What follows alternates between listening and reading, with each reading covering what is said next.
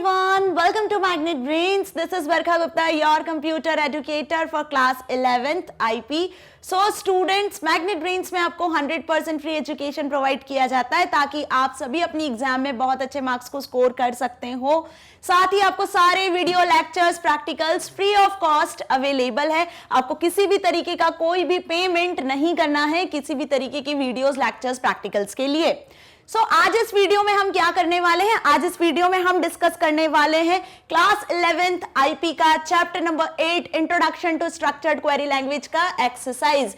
Yes students, chapter number 8 introduction to SQL complete हो चुका है और आज वो दिन आ गया है जब हम उसकी एक्सरसाइज को डिस्कस करने वाले हैं। ओके, सो एक्सरसाइज के लिए मुझे बहुत से बच्चों ने बोला था कि मैम कब एक्सरसाइज करवाओगे, एग्जाम नियर है। यस स्टूडेंट्स, सो आपका इंतजार हुआ है खत्म और आज से हम एक्सरसाइज स्टार्ट कर रहे हैं। सो एक्सरसाइज स्टार्ट करने के पहले हम रिवाइज कर लेते हैं कि हमने इस चैप्टर में कितने टाइप के एसक्यूएल स्टेटमेंट्स को पढ़ा, प्रैक्टिकली देखा, साथ ही साथ थ्योरेटिकली भी डिस्कस किया। ठीक है, तो जिस भी स्टूडेंट ने इस चैप्टर की वीडियोस नहीं देखी है, प्रैक्टिकल्स नहीं देखे हैं, तो सबसे पहले वो देखो ताकि आपको आज का ये जो एक्सरसाइज वाला सेशन है जिसमें हम एनसीईआरटी सॉल्यूशंस को डिस्कस करेंगे, कुछ एमसीक्यूज हैं, फिलअप्स हैं, ओवरऑल जो भी आपको दिया हुआ है प्रैक्टिकल क्वेरी बेस्ड कुछ क्वेश्चंस हैं, उन सभी को डिस्कस करने वाले हैं, वो आपको अच्छे से समझ में आ सके। राइट, तो डिस्क्रिप्शन बॉक्स में लिंक है इस चैप्टर के जिसमें वीडियोस, लेक्चर्स सभी कुछ मिल जाना है, प्रैक्टिकल्स मिल जाना है चैप्टर नंबर के।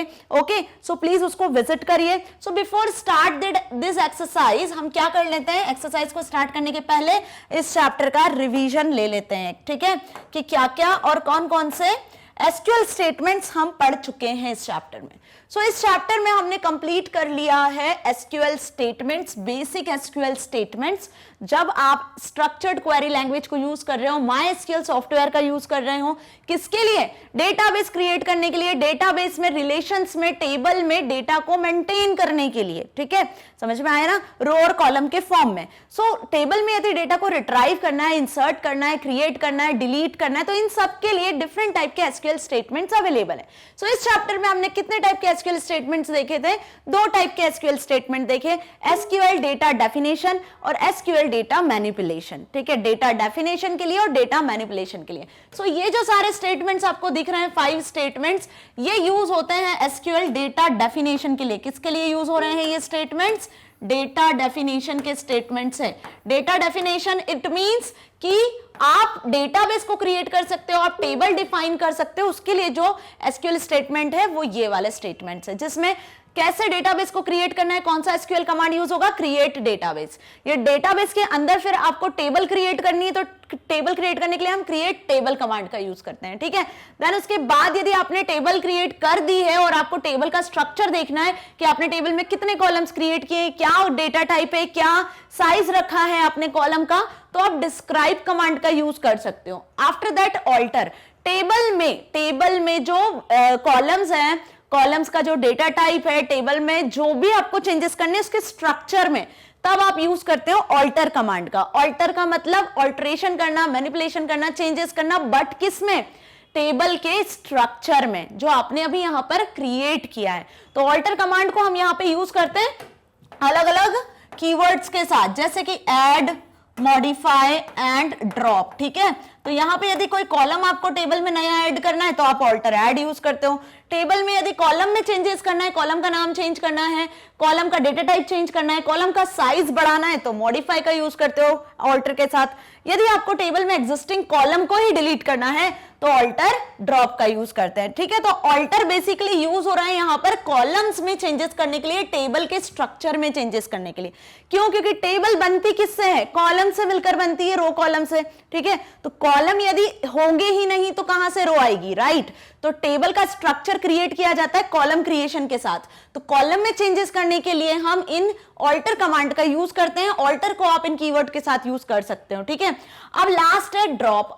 ठीक है, ड्रॉप का मतलब क्या है? पूरी टेबल यदि आपको डिलीट करनी है, पूरी टेबल, कंप्लीट टेबल यदि डिलीट करनी है तो आप ड्रॉप को यूज कर सकते हो। साथ ही यदि आपको पूरा डेटाबेस जो आपने क्रिएट किया है वो डेटाबेस डिलीट करना है तो आप ड्रॉप डेटाबेस का यूज कर सकते हो। सो यहाँ पे ड्रॉप दो है, कंफ्यूज नहीं होना है। ऑल्टर के साथ जो ड्रॉप यूज होता है उसका यूज होता है कॉलम डिलीशन के लिए, और सिंपल जब आप ड्रॉप कमांड का यूज कर रहे हैं जैसे drop table, table name, drop database, database name, तो इससे क्या होगा, पूरी टेबल, होल डेटाबेस डिलीट हो जाएगा। तो ये जो अभी हमने देखे डेटा को डिफाइन करने के लिए यूज होते हैं, उसमें चेंजेस करने के लिए कुछ कमांड्स है जो हम पढ़ चुके हैं, इनका हम प्रैक्टिकल भी देख चुके हैं, ठीक है। अब नेक्स्ट आता है, नेक्स्ट कुछ कमांड्स है जो किस पर बेस्ड है, ये कमांड्स आपकी बेस्ड हैं डेटा मैनिपुलेशन, ठीक है। यहां पर हमने क्या किया, मैनिपुलेशन, यहां पर हमने क्या किया था, टेबल क्रिएट करी, ओके, डेटाबेस क्रिएट किया, उसमें चेंजेस किए, एक बार क्रिएशन हुआ। अब टेबल में वैल्यूज को यदि इंसर्ट करना है, आपको रो क्रिएट करना है, यहां सब कॉलम पे काम हुआ। अब यदि आपको टेबल में वैल्यूज को, रोज को क्रिएट करना है, जिन्हें हम रिकॉर्ड्स कहते हैं, रो कहते हैं, टपल कहते हैं, ठीक है, वैल्यूज कहते हैं, टेबल के अंदर डेटा कहते हैं, ठीक है, उसको मैनिपुलेट करना है, तो उसके लिए सबसे पहला स्टेटमेंट हमने देखा था इंसर्ट स्टेटमेंट। इंसर्ट से आप टेबल में रोज को क्रिएट कर सकते हो, रिकॉर्ड्स को, टपल्स को क्रिएट कर सकते हो। अब टेबल में आपने वैल्यू इंसर्ट कर दी, सपोज कोई स्टूडेंट अटेंडेंस डेटाबेस हमने डिस्कस कर चुके हैं, उसमें हमने स्टूडेंट टेबल देखी थी, स्टूडेंट टेबल में 5-6 रोज थी ना, तो इस कैसे इंसर्ट किया था, उसे इंसर्ट कमांड का यूज करके। अब उन डेटा को, वैल्यूज को, टपल्स को एक्सेस करना है, रिट्राइव करना है, तब हमने यूज किया था सिलेक्ट स्टेटमेंट, और सिलेक्ट स्टेटमेंट का यूज हमने फ्रॉम क्लॉज, वेयर क्लॉज के साथ किया था, ठीक है। और इसके साथ हमने इसमें distinct, order by, membership operator, बहुत सारे ऑपरेटर्स को डिस्कस भी किया था, रिलेशनल ऑपरेटर, लॉजिकल ऑपरेटर, सब हमने सिलेक्ट स्टेटमेंट के साथ में डिटेल में डिस्कस किए थे। नहीं देखिए वीडियो सिलेक्ट स्टेटमेंट की तो बहुत ध्यान से, मैं फिर से बोल रही हूं कि आप डिस्क्रिप्शन बॉक्स में से सिलेक्ट स्टेटमेंट की तो वीडियो जरूर देखना, क्योंकि ये मोस्ट इंपॉर्टेंट, ये जो है ना सिलेक्ट स्टेटमेंट, ये मोस्ट इंपॉर्टेंट है। क्योंकि जनरली हमें क्या करना होता है, एक बार टेबल क्रिएट करनी है, एक बार डेटाबेस क्रिएट करना है, उसमें वैल्यूज इंसर्ट कर दी, तो उसके बाद सिर्फ टेबल में से वैल्यूज को अपडेट करने का काम होता है। अपनी क्वेरी के अकॉर्डिंग, अपनी नीड के अकॉर्डिंग आपको टेबल में से वैल्यूज को एक्सेस करने का काम होता है, ठीक है।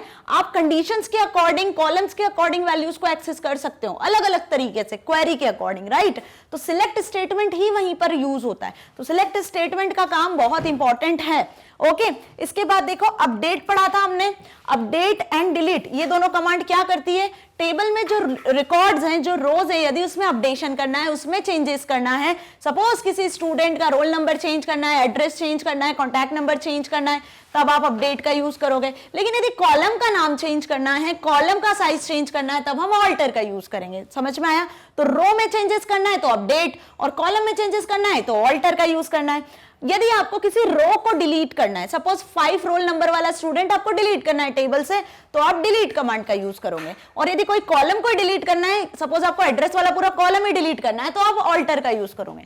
तो रो और कॉलम पे 2 स्टेटमेंट काम करते हैं चेंजेस करने के लिए। ऑल्टर कॉलम में चेंजेस करता है, कॉलम को डिलीट करता है, अपडेट और डिलीट जो है वो रो में चेंजेस करते हैं, रो को डिलीट करते हैं, मतलब रिकॉर्ड्स को। सो इसीलिए इन्हें क्या कहा गया है, डेटा मैनिपुलेशन स्टेटमेंट्स, और इन स्टेटमेंट्स को क्या कहा गया है, data definition statements. So hope आपको ये जो मैंने एक छोटा सा क्विक रिवीजन यहाँ पे दिया है, पूरे चैप्टर में हमने जितने एसक्यूएल स्टेटमेंट्स पढ़े हैं अच्छे से समझ में आया है। तो अब हम स्टार्ट कर रहे हैं एक्सरसाइज को, एंड होप अब आपको एक्सरसाइज के क्वेश्चंस भी अच्छे से समझ में आने वाले हैं, ओके। सो आपकी एक्सरसाइज में सबसे पहला जो क्वेश्चन दिया हुआ है वो क्या है, वो है match the following clauses with their respective functions. यहाँ पे आपको कुछ कमांड्स लिखी हुई हैं, कुछ क्लॉजेस लिखे हुए हैं, ओके। अब इनको आपको मैच करना है।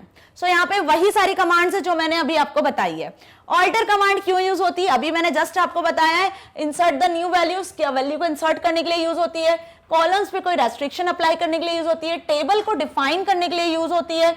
या change the name of the column, column का नाम चेंज करने के लिए यूज होती है। Update existing information in a table, table में जो इंफॉर्मेशन है, जो रो टपल है, उनको चेंज करने के लिए होती है।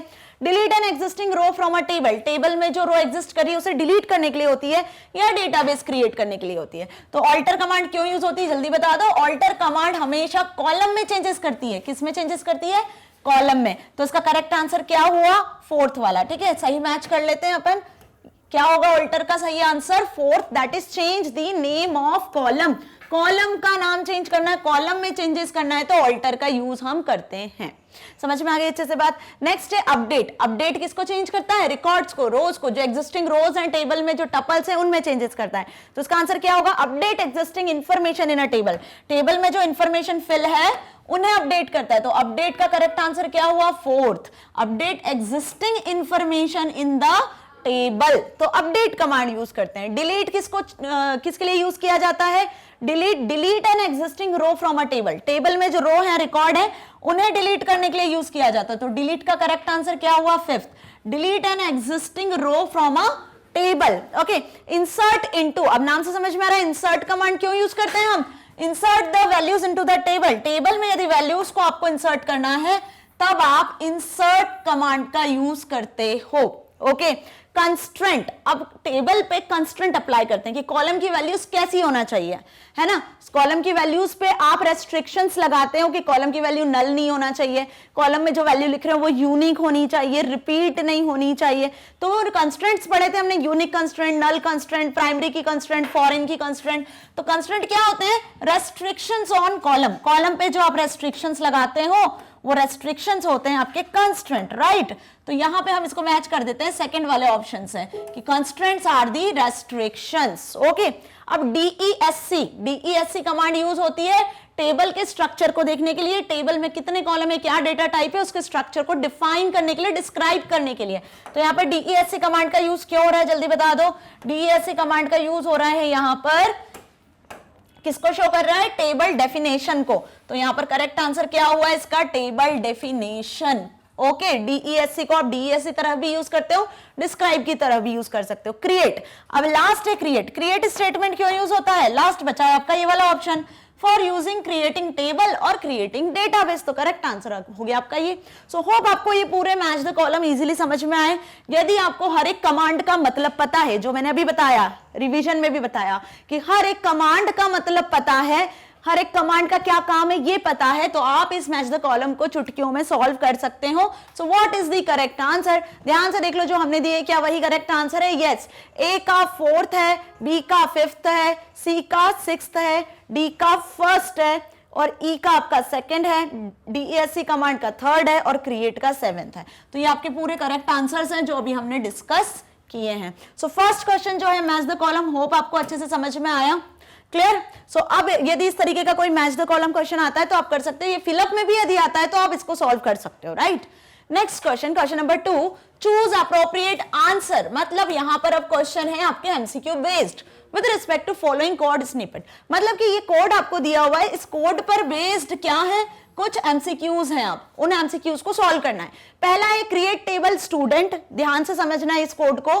क्रिएट टेबल स्टूडेंट मतलब एक स्टूडेंट नाम की टेबल क्रिएट होगी, नेम कॉलम क्रिएट होगा जो किस टाइप का वैल्यूज को एक्सेप्ट कर रहा है, कैर टाइप की वैल्यू को। 30 कैरेक्टर्स तक का नाम हो सकता है उस कॉलम में, ठीक है। सेकंड कॉलम क्रिएट किया हमने स्टूडेंट का, आईडी होगा इंटीजर टाइप का। थर्ड हमने जेंडर क्रिएट किया है, जेंडर या तो मेल होगा या फीमेल होगा। एम और एफ तो कैरेक्टर लिया हुआ है और 1 उसका साइज लिया है। प्राइमरी की जो स्टूडेंट आईडी है उसे बनाया हुआ है प्राइमरी की। ओके, सो यहां पर क्या दिख रहा है आपको, यहां पर शो हो रहा है, इस क्वेरी से समझ में आ रहा है कि एक टेबल क्रिएट की हुई है। क्या क्रिएट की हुई है? एक टेबल। तो ध्यान से देखो, हम यहाँ पे एक टेबल का स्ट्रक्चर क्रिएट कर लेते हैं, ओके, ताकि आपको आगे के जो एमसीक्यूज बेस्ड क्वेश्चन होंगे इस पर वो अच्छे से समझ में आ सके। ओके, 1 2 3 3 कॉलम्स यहाँ आपको क्रिएट करना है। सो पहला कॉलम क्या होगा? पहला कॉलम होगा आपका नेम स्टूडेंट्स का, थर्ड होगा स्टूडेंट आईडी, ठीक है, एंड फोर्थ है जेंडर, थर्ड है जेंडर। ओके, तो 3 कॉलम्स हो गए। अब स्टूडेंट आईडी वाला जो कॉलम है ये क्या बना हुआ है? ये बना हुआ है प्राइमरी की, ठीक है, मतलब इसकी वैल्यू ना यूनिक है, यूनिक होना चाहिए इसके अंदर जो भी स्टूडेंट के आईडीज को आप एंटर करोगे, और डुप्लीकेट भी नहीं होना चाहिए। ये चीज समझ में आ गई। अब इसका फर्स्ट एमसीक्यू इस क्वेरी पर बेस्ड क्या होगा, इसका आउटपुट क्या जनरेट होगा?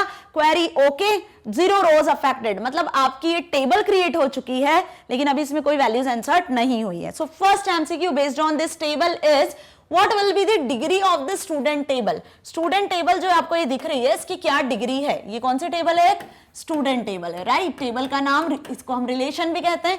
अब इसकी डिग्री क्या है, तो मैंने दो चीज आपको एक्सप्लेन किया था कि टेबल में दो चीजें होती हैं, क्या होती है, एक होती है डिग्री और दूसरा होता है कार्डिनालिटी, ठीक है। क्या होता है, degree and cardinality, right. Degree क्या होती है, डिग्री होती है नंबर ऑफ कॉलम्स, टेबल में कितने नंबर ऑफ कॉलम्स एग्जिस्ट करते हैं उन्हें डिग्री कहते हैं, और कितनी नंबर ऑफ रोज हैं, कितनी नंबर ऑफ रोज एग्जिस्ट करती है, कितने नंबर ऑफ रिकॉर्ड्स एग्जिस्ट करते हैं टेबल में, ये कहलाता है क्या, कार्डिनालिटी। तो यहां पे क्वेश्चन में आपसे पूछा है कि इस स्टूडेंट टेबल की डिग्री क्या है, तो इस स्टूडेंट टेबल की डिग्री क्या है, जल्दी से बता दो, कितने कॉलम है यहाँ पे, 1 2 3 कॉलम्स है ना, तो क्या होगा इसका करेक्ट आंसर। सो देख लेते हैं इसका करेक्ट आंसर कि इसका करेक्ट आंसर क्या होगा। So it's correct answer is 3। Student table में 3 कॉलम्स थे, स्टूडेंट का नाम, उनका आईडी और जेंडर, तो 3 हो गई स्टूडेंट टेबल की डिग्री। ओके, सो कार्डिनालिटी क्या होता है, जितने रिकॉर्ड्स एग्जिस्ट करते हैं, जितनी रो होती है। नेक्स्ट क्वेश्चन क्या दिया हुआ है, नेक्स्ट क्वेश्चन आपको यहाँ पे दिया हुआ है, regarding this student table what does name represent in the above code.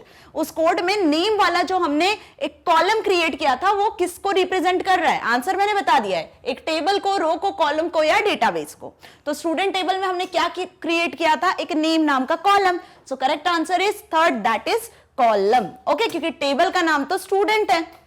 Next, what is the true about the following SQL statement। अब ये SQL statement लिखा हुआ है यहाँ पे, select star from student, इसके लिए क्या ट्रू होगा। अब ये लाइन से तो सभी बच्चे बहुत अच्छे से अवेयर हैं, that is select star from student का क्या मतलब है कि स्टूडेंट टेबल के यदि आपको सारे रिकॉर्ड्स को एक्सेस करना है, पूरी स्टूडेंट टेबल को एक्सेस करना है, हर रो हर कॉलम को, कंप्लीट स्टूडेंट टेबल, तब हम यूज करते हैं सिलेक्ट स्टेटमेंट का टू रिट्राइव कंप्लीट टेबल।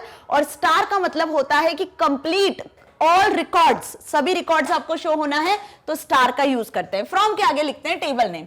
सो इसके ऑप्शंस देख लो, display content of table student, table student के कंटेंट को डिस्प्ले करेगा, display column name in content table student, result in error as improper case has been used, display only the column name of the table। तो column display नहीं करता है, column row complete चीजें display करता है। तो क्या शो हो रहा है, display content of table student, student table के पूरे कंटेंट आपको शो होगा। ओके, सो सिलेक्ट स्टार का मतलब क्लियर। नेक्स्ट क्वेश्चन है, what will be the output of the following query.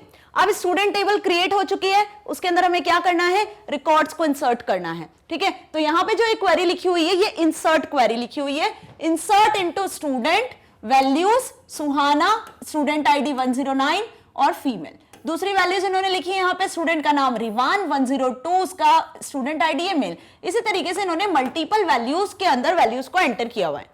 तो ये क्वेरी ध्यान से देखो, क्या ये क्वेरी करेक्ट है, आपको लग रहा है कि इंसर्ट इनटू कमांड इसी तरीके से चलती है, वैल्यूज वर्ड बार बार आता है, तो जब आप ये कमांड लिखोगे तो क्या जनरेट होगा, आउटपुट एरर आएगी या कोई एरर नहीं आएगी, या डिपेंड्स ऑन कंपाइलर, क्या कंपाइलर इसे एग्जीक्यूट कर देगा, या ये सक्सेसफुली क्वेरी रन हो जाएगी और आपको आउटपुट जनरेट होगा क्वेरी ओके। तो इन चारों में से क्या ऑप्शन आपको दिख रहा है।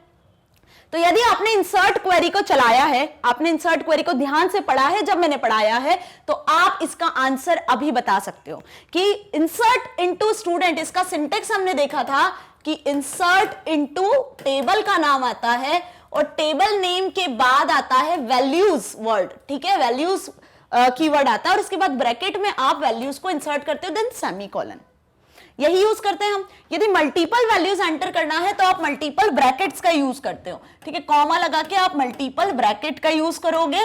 3 वैल्यूज एंटर करना है तो 3, लेकिन ये वैल्यूज वर्ड बार बार यूज नहीं होता है, वैल्यूज वर्ड एक ही बार यूज होता है, मल्टीपल ब्रैकेट्स का पैरेंथेसिस के अंदर आप वैल्यूज को इंसर्ट करते हो। तो यहाँ पे क्या जनरेट होने वाली है, यहाँ जनरेट होने वाली है एरर। एरर समझ में आया, क्यों जनरेट हो रही है, क्योंकि इस क्वेरी में आपने वैल्यूज वर्ड को बार बार लिखा है।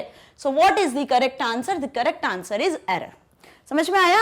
सो यही क्वेश्चन है, इस तरीके से ये आपके एग्जाम में आ सकते हैं, जिसमें कुछ आपको क्वेरी दी रहेगी तो आउटपुट जनरेट होगा, आउटपुट क्या होगा, यदि आउटपुट दिया है तो क्वेरी क्या होगी, इस तरीके से क्वेश्चंस पूछे जा सकते हैं।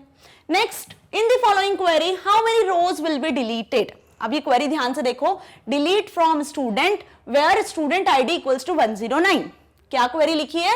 Delete from student. Delete command क्या यूज करती है, किस लिए यूज होती है? टेबल में से रोज को, रिकॉर्ड को डिलीट करने के लिए। तो delete from student, student table से आपको कोई रो को डिलीट करना है। अब कौन सी रो को डिलीट करना है?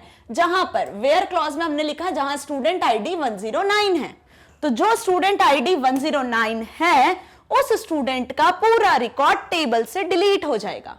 सो यहां पे एक रो डिलीट होगी, सारी रो डिलीट होगी स्टूडेंट 109 की, या कोई भी रो डिलीट नहीं होगी, या 2 रो डिलीट होगी। तो क्वेरी का मतलब मैंने बता दिया, तो उसके अकॉर्डिंग आंसर क्या होगा? फर्स्ट, कि एक रो डिलीट होगी जिस स्टूडेंट का आईडी 109 होगा, क्योंकि स्टूडेंट आईडी प्राइमरी की है तो एक से ज्यादा स्टूडेंट आईडी 109 के होंगे क्या? नहीं होंगे, राइट? क्योंकि स्टूडेंट आईडी प्राइमरी की है जिसकी एक ही वैल्यू टेबल में एग्जिस्ट करेगी। So what is the correct answer? The correct answer is first, that is 1 रो। समझ में आया? Now question number 3। अभी हमने क्या देखा? मैच द कॉलम देखा, 5 एमसीक्यूज जो थे आपके एक क्वेरी पे बेस्ड, वो देखे। अब फिलअप है क्वेश्चन नंबर 3 में, dash declares that an index in one table is related to that in another table. Dash declares that an index in one table is related to that in another table. ऐसा कौन सा column है, ऐसा कौन सा index है जो किसी एक टेबल से दूसरे टेबल से रिलेटेड होता है? दो टेबल के बीच में रिलेशनशिप, कोई सा कॉलम सिलेक्ट करता है, कोई सा कॉलम इंडिकेट करता है, वो कौन सा कॉलम होता है? वो कौन सा ऐसा कंस्ट्रेंट है जो डिस्क्राइब करता है? प्राइमरी की, फॉरेन की, कंपोजिट की, सेकेंडरी की? ध्यान से देखो, प्राइमरी की तो हर टेबल में सिंगल होती है, तो ये रिलेशन तो नहीं बताती है, ठीक है। फॉरेन की, composite key, secondary, composite key नहीं हो सकती, सेकेंडरी की नहीं हो सकती। कंपोजिट की तो दो की को मिलाकर, दो कॉलम को मिलाकर बनती है। सेकेंडरी की ऑल्टरनेट की को बोलते हैं, जो एक की प्राइमरी की नहीं बन सकती है वो दूसरा कॉलम प्राइमरी की बन सकता है, ठीक है। सो ये तो कैंडिडेट की हो गई, कंपोजिट हो गई, प्राइमरी की होगी। बची क्या? फॉरेन की। फॉरेन की क्या होती है? वो कॉलम जो किसी और टेबल का प्राइमरी की होता है वो फॉरेन की बनता है। समझ में आई ना ये चीज अच्छे से? तो करेक्ट आंसर क्या होगा यहाँ?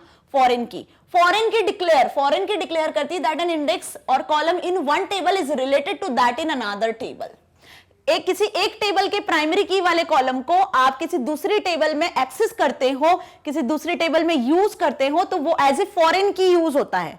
मतलब फॉरेन की प्राइमरी की जो है, फॉरेन की जो है वही क्या करती है? दो टेबल्स के बीच में रिलेशन एग्जिस्ट करती है, लिंक क्रिएट करती है। ये हमने देखा है, फॉरेन की वाला कॉन्सेप्ट हमने बहुत डिटेल में डिस्कस किया है, कीज भी डिटेल में डिस्कस किया है, ठीक है। तो फॉरेन की ही क्या होता है? वो कॉलम होता है किसी एक टेबल का जो रिलेटेड होता है अनदर टेबल से। ओके, सेकंड वाला क्या पार्ट है इसका कि द सिंबल एस्ट्रिक, जो एस्ट्रिक का साइन आप लगाते हो ना, select star, right, is a select query रिट्राइव्स। क्या रिट्राइव करता है टेबल से? ये जो स्टार वाला सिंबल है ये क्या रिट्राइव करता है? बार बार बताया है मैंने जब जब सिलेक्ट क्वेरी हमने यूज की है, और अभी इसके प्रीवियस भी हमने देखा था, सिलेक्ट स्टार फ्रॉम स्टूडेंट लिखा था तब। तो स्टार क्या रिट्राइव करता है? All data from table, data of primary key only, null data none of the mentioned. तो स्टार जो है जिसे हम एस्ट्रिक कहते हैं, ये क्या एक्सेस करता है सिलेक्ट क्वेरी के साथ? क्या रिट्राइव कर सकते हो आप यहाँ पे? All data from the table. Table के अंदर जितने भी कॉलम्स, रोज हैं, सबको आप एक्सेस कर सकते हो। So correct answer is all data from the table.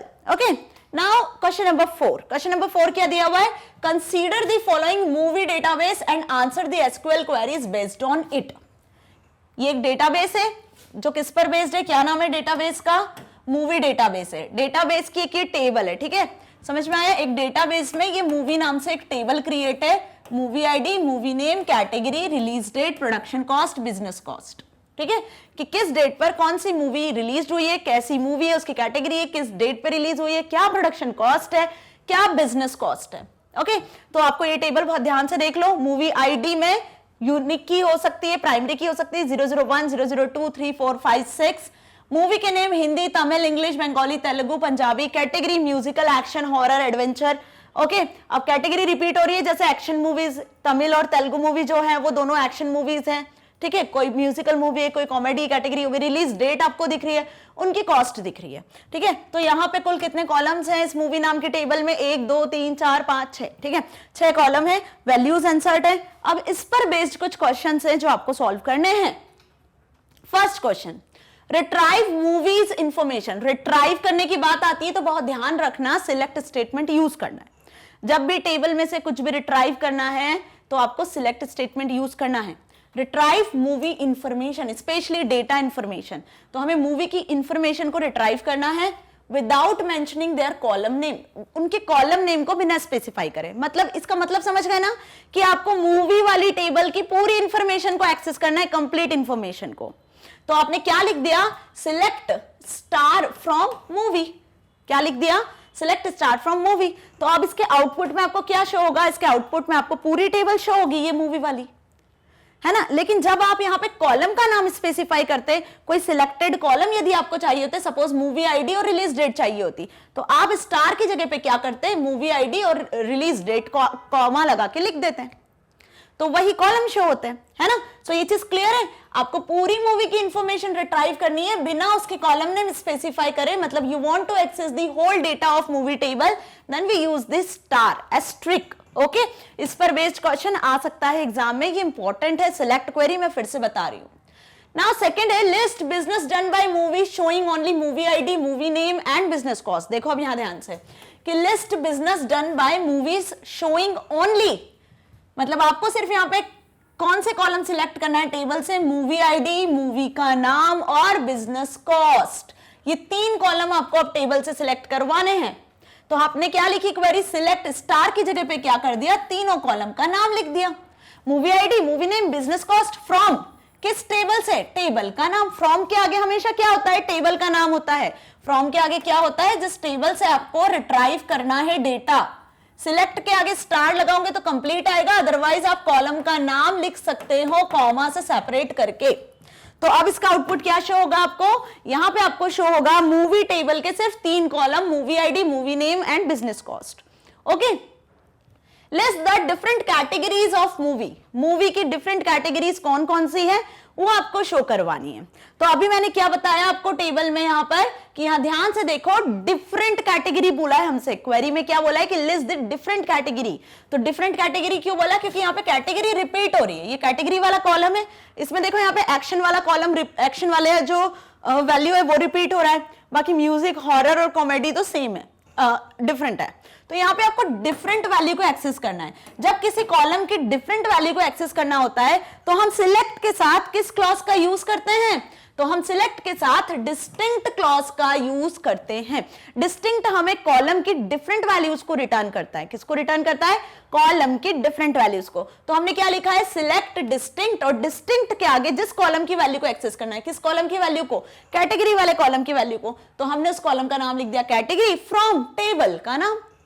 समझ में आया कि सिलेक्ट डिस्टिंक्ट कैटेगरी। तो अब यहां पे क्या शो होगा आपको, जो टेबल में 2 बार एक्शन शो हो रहा था वो एक ही बार शो होगा। मतलब आपको कैटेगरी कुछ इस तरीके से शो होगा, कैटेगरी वाला कॉलम शो होगा, ठीक है, क्योंकि हमने सिलेक्ट करवाया है सिर्फ कैटेगरी वाला कॉलम, पूरी टेबल नहीं, और उसमें आपको शो होगा एक्शन मूवी एक बार, ठीक है, horror, then music, comedy. Okay, समझ में आया, इस तरीके से आपको एक्शंस शो हो जाएंगे, कैटेगरी शो हो जाएगी मूवी की। समझ में आ गया अच्छे से। तो ये डिस्टिंक्ट है, क्लियर, डिस्टिंक्ट मतलब डिफरेंट, यही आउटपुट आपको मिलना है। और एक ही कॉलम आपने सिलेक्ट किया है तो एक ही कॉलम शो होगा। Okay, D, find the net profit of each movie showing it's ID, name and net profit. अब इस क्वेश्चन को ध्यान से समझो कि आपको यहां पे फाइंड करवाना है नेट प्रॉफिट, ठीक है, प्रोडक्शन कॉस्ट और बिजनेस कॉस्ट के कॉलम दिए हुए हैं, नेट प्रॉफिट कैलकुलेट करना है हर मूवी का क्या नेट प्रॉफिट निकल रहा है, कैसे शो करना है आपको, किन कॉलम्स के साथ शो करवाना है, मूवी का आईडी भी सिलेक्ट करवाना है, मूवी का नाम भी सिलेक्ट करवाना है और साथ ही मूवी का नेट प्रॉफिट भी शो करवाना है।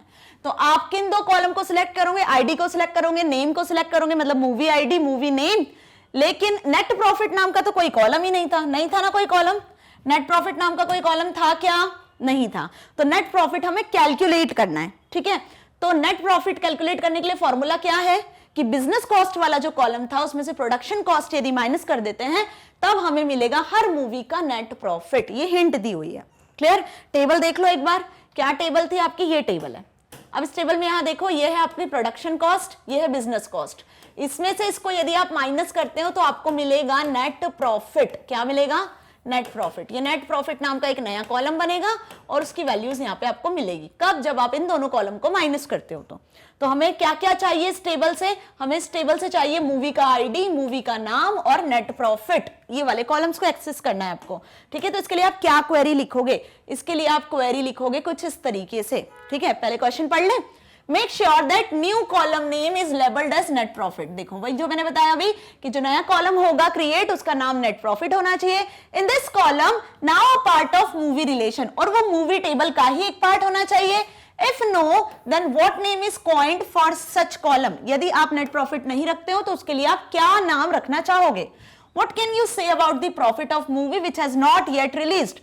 जो मूवी अभी रिलीज नहीं हुई है उनके प्रॉफिट के बारे में आप क्या बताओगे? Does your query result show profit as zero? क्या उनका प्रॉफिट आप जीरो बताओगे? तो अब टेबल में हमने देखा था, क्या देखा था हमने टेबल में? ओके, टेबल लगा लेते हैं। टेबल में हमने ये देखा था, यहाँ पर ये हमारी टेबल है। यहाँ पे दो ऐसी मूवी है जो रिलीज नहीं हुई है, तेलुगु मूवी और पंजाबी मूवी, जिनका मूवी आईडी 56 है। ये अभी रिलीज नहीं हुई है, ठीक है। इनका कोई बिजनेस कॉस्ट नहीं है, तो इनका प्रॉफिट क्या? जीरो होगा। कैसे टेबल में इनकी वैल्यूज को आप इंडिकेट कर पाओगे? नेट प्रॉफिट कैसे निकालोगे? उसके लिए क्या क्वेरी लिखोगे? ये आपको आंसर्स करने हैं। फाइन, तो अब यहां ध्यान से देखो क्या लिखा हमने। सिलेक्ट करना है हमें सबसे पहले मूवी का आईडी, क्योंकि हमारी रिक्वायरमेंट है यहाँ क्वेश्चन के अकॉर्डिंग कि आईडी और नेम आपको सिलेक्ट करना है। तो मूवी का आईडी वाला कॉलम सिलेक्ट किया, मूवी का नाम सिलेक्ट किया। अब आपको नेट प्रॉफिट निकालना है, तो ये हो गया आपका नेट प्रॉफिट। क्या लिखा आपने? बिजनेस कॉस्ट वाले कॉलम की value minus production cost as. अब इस पूरी वैल्यू को आपने कैसे एज लिखकर एलियास क्रिएट किया उसका नेट प्रॉफिट। क्या लिखा आपने? नेट प्रॉफिट फ्रॉम मूवी, जिस टेबल से। तो है ना इजी।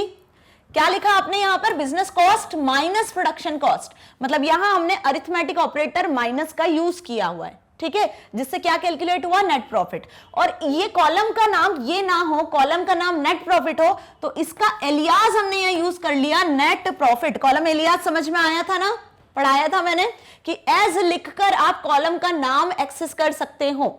आउटपुट में आपको ये नहीं दिखेगा बिजनेस कॉस्ट और प्रोडक्शन कॉस्ट, आपको नेट प्रॉफिट दिखेगा।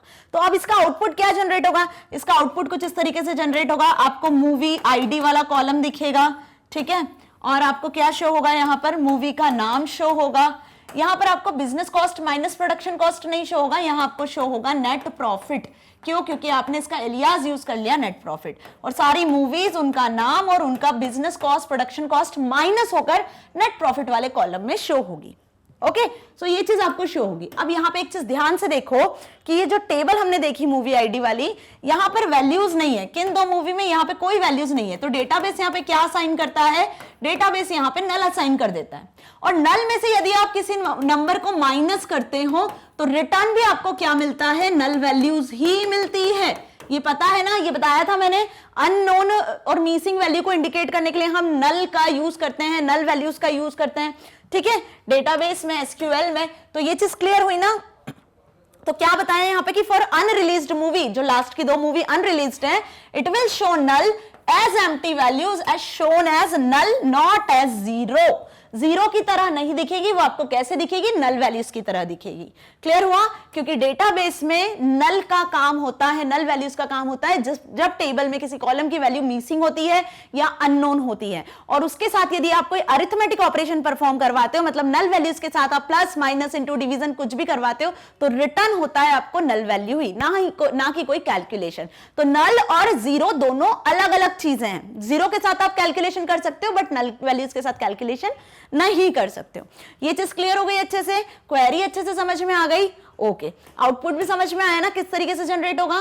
Next, list all movies with production cost greater than 80,000 and less than 1,25,000 showing ID, name and production cost. Question ध्यान से समझ लो। क्या लिखा है कि आपको सारी मूवीज को शो करवाना है, सारी मूवीज की लिस्ट शो करवाना है उनकी प्रोडक्शन कॉस्ट के साथ, ठीक है। लेकिन कौन सी मूवी, वो कौन सी सारी मूवी प्रोडक्शन कॉस्ट के साथ चाहिए? जहां पे प्रोडक्शन कॉस्ट 80,000 से ज्यादा हो और 1,25,000 से कम हो। वो मूवीज जिनकी प्रोडक्शन कॉस्ट 80,000 से ज्यादा हो और 1,25,000 से लेस हो। तो यहां पे आपको ग्रेटर देन और लेस देन, है ना, दो रिलेशनल ऑपरेटर का यूज करना पड़ेगा वेयर क्लॉज के साथ, समझ में आया? क्योंकि हम क्या चाह रहे हैं, सारी मूवीज की लिस्ट नहीं चाह रहे हैं, हम सिर्फ उन्हीं मूवीज की लिस्ट चाह रहे हैं जहां पे ये कंडीशन सेटिस्फाइड होती है, जिस कॉलम पे, प्रोडक्शन कॉस्ट के। ओके, अब आपको क्या सिलेक्ट करवाना है? क्या सारे कॉलम सिलेक्ट करवाना है? नहीं, आपको मूवी का आईडी, नेम और प्रोडक्शन कॉस्ट, ये तीन ही कॉलम आउटपुट में दिखना चाहिए। तो सिलेक्ट क्या करेंगे? स्टार नहीं सिलेक्ट करेंगे, सिलेक्ट करेंगे मूवी आईडी, मूवी नेम और प्रोडक्शन कॉस्ट। ये तीन कॉलम हमने सिलेक्ट करे क्योंकि यहां पे लिखे हैं तीन कॉलम ही। फ्रॉम किस टेबल से? मूवी टेबल से। तो मूवी टेबल से ये तीन कॉलम सिलेक्ट हो जाएंगे। अब इन तीन कॉलम में क्या देखना है हमें? हमारी कंडीशन क्या दी हुई है? 80,000 से ज्यादा प्रोडक्शन कॉस्ट होनी चाहिए, 1,25,000 से कम होना चाहिए। तो वेयर क्लॉज में हमने लिखा production cost is greater than 80,000 and लगाया and logical operator, production cost is less than 1,25,000। दो कंडीशन है ना, एक से ज्यादा कंडीशन है और दोनों ही ट्रू होना चाहिए। जब दोनों ट्रू होगी तभी आपको आउटपुट मिलेगा, तभी आपको टेबल जनरेट होगी। ये किसका काम है? ये एंड ऑपरेटर का काम है कि जब दोनों कंडीशन ट्रू होगी, टेबल में दोनों वैल्यूज सेटिस्फाइड होगी, तभी आपको वो प्रोडक्शन कॉस्ट वाली मूवी आईडी और मूवी का नाम और उसकी कॉस्ट मिलेगी। ओके, सो हमने एंड ऑपरेटर भी डिटेल में समझा है सिलेक्ट स्टेटमेंट के साथ। तो टेबल देख लेते हैं। ये टेबल है, ये प्रोडक्शन कॉस्ट है। प्रोडक्शन कॉस्ट क्या होनी चाहिए? 80,000 से ज्यादा, है ना, 80,000 से ज्यादा, 125 से कम। तो यहां पे देखो 125 से कम एक ये है, ये दोनों 80 से ज्यादा है, 125 से कम है ना, क्लियर हो रहा है? ये भी 80 से ज्यादा है, बाकी ये शो नहीं होंगे तीनों। क्यों? क्योंकि ये 125 से ज्यादा है और ये दोनों 80 से कम है। तो दोनों कंडीशन सेटिस्फाई होना चाहिए, ठीक है? 80 से ज्यादा और 125 से कम। ये भी 80 से ज्यादा है, 125 से कम है। 80,000 से ज्यादा, 1,25,000 से कम है। तो दोनों कंडीशन किस पर सेटिस्फाइड हो रही है? मूवी आईडी जिनका 1 है, 2 है और 5 है। हिंदी, तमिल और तेलुगु, ये तीन ऐसी मूवीज हैं जो आपकी कंडीशन जो है, जो आपकी क्वेरी है, उस पर बेस्ट सूटेड है। तो आउटपुट में क्या शो होगा आपको? ये तीन मूवी के नाम, आईडी और उनकी प्रोडक्शन कॉस्ट। क्लियर हुआ अच्छे से? क्वेरी समझ में आ गई? एंड का यूज समझ में आया? और यहां पे रिलेशनल ऑपरेटर का यूज भी आपको अच्छे से समझ में आया। ओके, नाउ नेक्स्ट क्वेश्चन क्या है? List all movies which fall in category of comedy और एक्शन। अब यहां ध्यान से देखो, क्वेश्चन में क्या पूछा है कि आपको वो सारी मूवीज की डिटेल शो हो जो किस कैटेगरी में आती है? कॉमेडी और एक्शन में आती है। मतलब अब कैटेगरी के अंदर जहां कॉमेडी और एक्शन मिलेगा, जिस मूवी की कैटेगरी वाले कॉलम में कॉमेडी और एक्शन मिलेगा, वही मूवी की लिस्ट आपको मिले। अब शोइंग कौन से कॉलम नहीं लिखा ना यहाँ क्वेश्चन में, जैसे इसके पहले वाले क्वेश्चन में लिखा था कि मूवी आईडी चाहिए, नाम चाहिए, प्रोडक्शन चाहिए। यहाँ पे आपको सारी चीजें शो करवानी है, सारे कॉलम शो करवाने हैं, ठीक है? क्योंकि यहाँ पे नहीं लिखा क्वेश्चन में कि आपको टेबल में से कौन से कॉलम को एक्सेस करना है। ऐसा नहीं लिखा है इस क्वेश्चन में कि आपको कॉमेडी और एक्शन वाली मूवी के नाम चाहिए या कॉमेडी एक्शन वाली मूवी के आईडीज चाहिए या उनकी प्रोडक्शन कॉस्ट चाहिए, ऐसा नहीं लिखा है। सिर्फ आपको उन मूवीज की पूरी डिटेल चाहिए जिनकी कैटेगरी कॉमेडी एंड एक्शन है। ओके, तो टेबल देख लेते हैं पहले। टेबल क्या है यहां देख लो, कैटेगरी में देखो कॉमेडी और एक्शन, कॉमेडी और एक्शन वाली मूवीज यही है बस। तमिल, तेलुगु, पंजाबी जिनका मूवी आईडी 2 है, 5 है, 6 है ना। बाकी इनकी प्रोडक्शन कॉस्ट ये है, नल वैल्यूज है यहाँ पर। बस यही सारे कॉलम्स आपको शो हो जाएंगे। ओके, समझ में आया? तो इसके लिए क्वेरी क्या लिखेंगे हम इस टेबल से सिलेक्ट करवाएंगे किसको? इस टेबल से हम सिलेक्ट करवाएंगे सारे कॉलम्स को वेयर जहां पे category is equals to action और कैटेगरी इक्वल्स टू कॉमेडी दोनों होगा। तो ध्यान से देखो क्वेरी, सिलेक्ट स्टार, स्टार मतलब पूरी टेबल सिलेक्ट होगी। कौन सी टेबल से? मूवी टेबल से। पूरे कॉलम सिलेक्ट होंगे वेयर जहां पे कैटेगरी इक्वल्स टू कॉमेडी और इसके साथ आपको और भी लगाना है यहां पर, और कैटेगरी इक्वल्स टू एक्शन। जहां आपको ये दोनों वैल्यू मिलेगी ना, कैटेगरी इक्वल्स टू एक्शन और कैटेगरी इक्वल्स टू कॉमेडी, वो मिल जाएंगे, ठीक है? या फिर आप यहां पर एक्सेस कर सकते हो और लिखा है, मतलब जहां कॉमेडी हो वो भी शो हो जाए, जहां एक्शन हो वो भी शो हो जाए। तो और का काम क्या होता है? यदि दोनों में से एक भी कंडीशन ट्रू होगी ना, तो उसके अकॉर्डिंग आपको रिजल्ट जनरेट होगा। समझ में आया? क्या जनरेट होगा? रिजल्ट जनरेट होगा। क्लियर? सो होप आपको ये चीज अच्छे से समझ में आई। एंड और में अब कंफ्यूजन नहीं है। List the names movies which have not been released yet. Question देखो, बहुत अच्छा क्वेश्चन है कि उन मूवीज की लिस्ट आपको शो करना है जो अभी तक रिलीज नहीं हुई है। मतलब रिलीज डेट पे जहां पे नल वैल्यू है वो मूवी रिलीज नहीं हुई है। देखा था हमने लास्ट की 2 मूवीज थी जिनकी रिलीज डेट नहीं लिखी हुई थी। ओके तो यहां पे हम किसका यूज करेंगे? यहां हम नल का यूज करेंगे कि जिन कॉलम में, रिलीज डेट वाले कॉलम में जहां नल वैल्यू है वो मूवी रिलीज नहीं हुई है, तो यहां पे हम लिखते हैं सिलेक्ट स्टार, क्योंकि कोई कॉलम सिलेक्ट करने को नहीं बोला है, from movie table where release date is null. किसका यूज करा यहां पे हमने?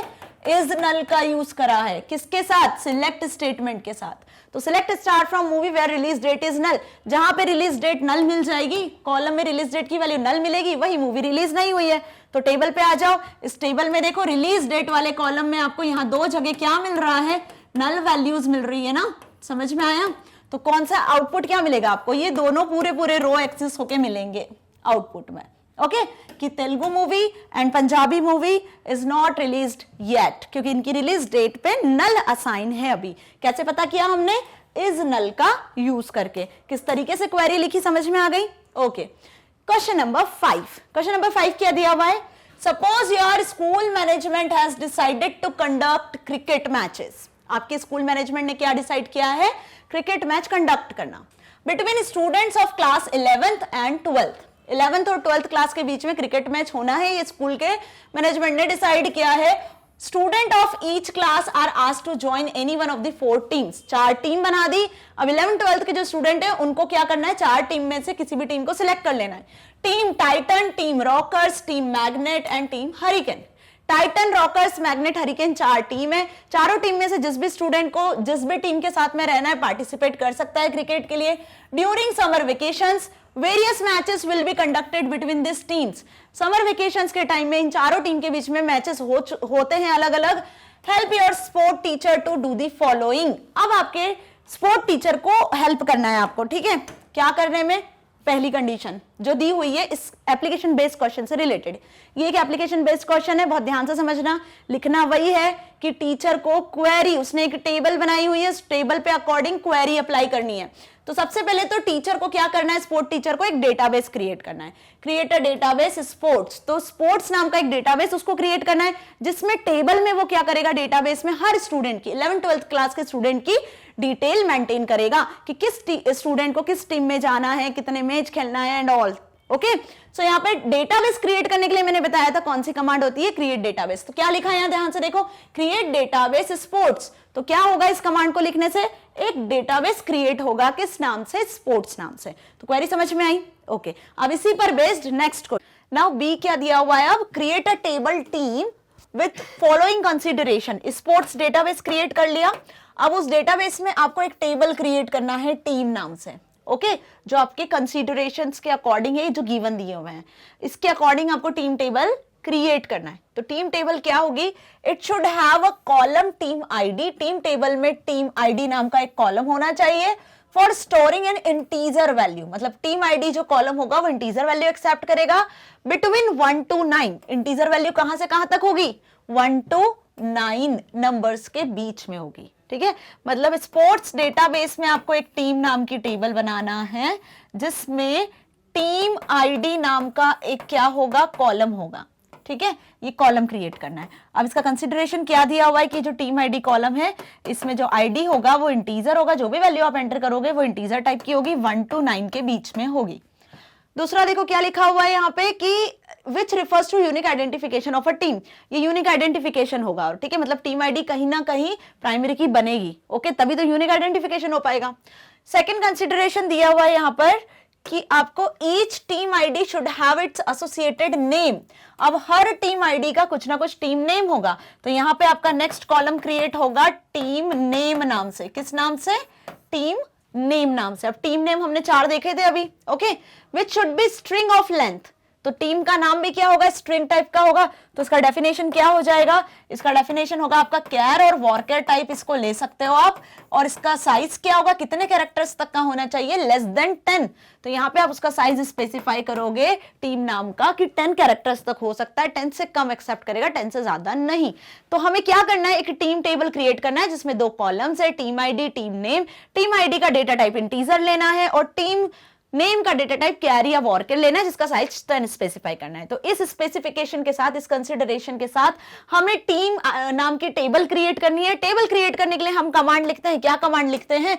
Create table, table name that is team, team ID नाम का कॉलम क्रिएट किया जिसमें इंटीजर वैल्यू होगी। अब इंटीजर वैल्यू जो होगी टीम आईडी की वो किस वैल्यू से किस वैल्यू तक होगी, 1 to 9 के बीच में होगी। तो हमने यहाँ पे चेक कंस्ट्रेंट लगाया कि उसकी वैल्यू 1 से 9 के बीच में हो। ठीक है, ये चेक कंस्ट्रेंट क्या करेगा, इस कॉलम में अब आप 1 से 9 की वैल्यू ही इंसर्ट कर पाओगे, 0 या माइनस में ऐसी कोई वैल्यू इंसर्ट नहीं कर पाओगे। ठीक है, टीम नेम कैरेक्टर टाइप का होगा। ठीक है, अब यहाँ पे आपका कंस्ट्रेंट दिया हुआ था कि उसकी वैल्यू 10 कैरेक्टर से लेस होनी चाहिए, तो यहाँ पे आपको क्या लिखना होगा, यहाँ पे 30 नहीं आएगा, यहाँ पे आपको क्या लिखना होगा, यहाँ आपको 10 स्पेसिफाई करना होगा। ओके, समझ में आई मेरी बात अच्छे से, क्लियर? कि टीम नेम में जो कैरेक्टर आप इंसर्ट करोगे, टीम के जो नाम लिखोगे, हरिकेन, मैग्नेट एंड रॉकस्टार जो भी है, तो वो क्या होंगे, 10 कैरेक्टर से कम के होंगे। क्लियर? सो इस तरीके से क्या होगा, एक टेबल क्रिएट हो जाएगी। आपका आउटपुट क्या शो होगा, क्वेरी ओके, 0 रोज अफेक्टेड, एक टेबल क्रिएट हो चुकी है। अब using table level constraint make team ID as primary key. अब क्या करना है आपको, टेबल लेवल पे कंस्ट्रेंट अप्लाई करना है कि जो टीम आईडी वाला कॉलम है उसे प्राइमरी की बनाना है। क्या बनाना है हमें, टीम आईडी वाले कॉलम को प्राइमरी की। अभी हमने इसके प्रीवियसली अभी टीम आईडी को प्राइमरी की नहीं बनाया है, सिर्फ क्रिएट किए टेबल जिसमें 2 कॉलम क्रिएट हुए। अब टीम आईडी वाला कॉलम प्राइमरी की होना चाहिए, तो टेबल क्रिएट हो चुकी है, टेबल के स्ट्रक्चर में हमें चेंज करना है, जो स्ट्रक्चर अभी हमने डिफाइन किया था। तो टेबल के स्ट्रक्चर में जो चेंज करना है तो हम ऑल्टर कमांड का यूज करते हैं। तो यहाँ पे देखो ऑल्टर कमांड कैसे यूज की है, ऑल्टर टेबल, टेबल का नाम दैट इज टीम, ऐड कर रहे हो आप, क्या ऐड कर रहे हो, एक कंस्ट्रेंट ऐड कर रहे हो। कौन सा कंस्ट्रेंट, प्राइमरी की कंस्ट्रेंट, कौन से कॉलम पे, टीम आईडी नाम के कॉलम पे। तो ऐसा लिखने से क्या होगा, अब जो टीम आईडी वाला कॉलम होगा वो प्राइमरी की बन चुका होगा, मतलब कि उस कॉलम में जो कंस्ट्रेंट आपने अप्लाई किए, पहला कंस्ट्रेंट तो ये कि 1 से लेकर 9 या 1 से लेकर 9 तक के ही नंबर्स आप टीम आईडी में इंसर्ट कर सकते हो। दूसरा कंस्ट्रेंट हमने ऑल्टर टेबल से ऐड कर दिया कि उस कॉलम की वैल्यू यूनिक होगी, नल नहीं होना चाहिए, ना डुप्लीकेट होना चाहिए, क्योंकि प्राइमरी की हमने उसको बना दिया है। ओके, सो टीम टेबल में 2 कॉलम्स हो गए, team ID, team name. Clear? अब देखते हैं हम नेक्स्ट क्वेरी क्या लिखी है, show the structure of table team using SQL command. अब आपको क्या करना है, टीम टेबल का स्ट्रक्चर शो करना है, टेबल का स्ट्रक्चर शो करना है, तो हम यूज करते हैं DESC और डिस्क्राइब कमांड। DESC के आगे आप क्या स्पेसिफाई कर देते हो, DESC के आगे आप स्पेसिफाई कर देते हो टेबल का नाम।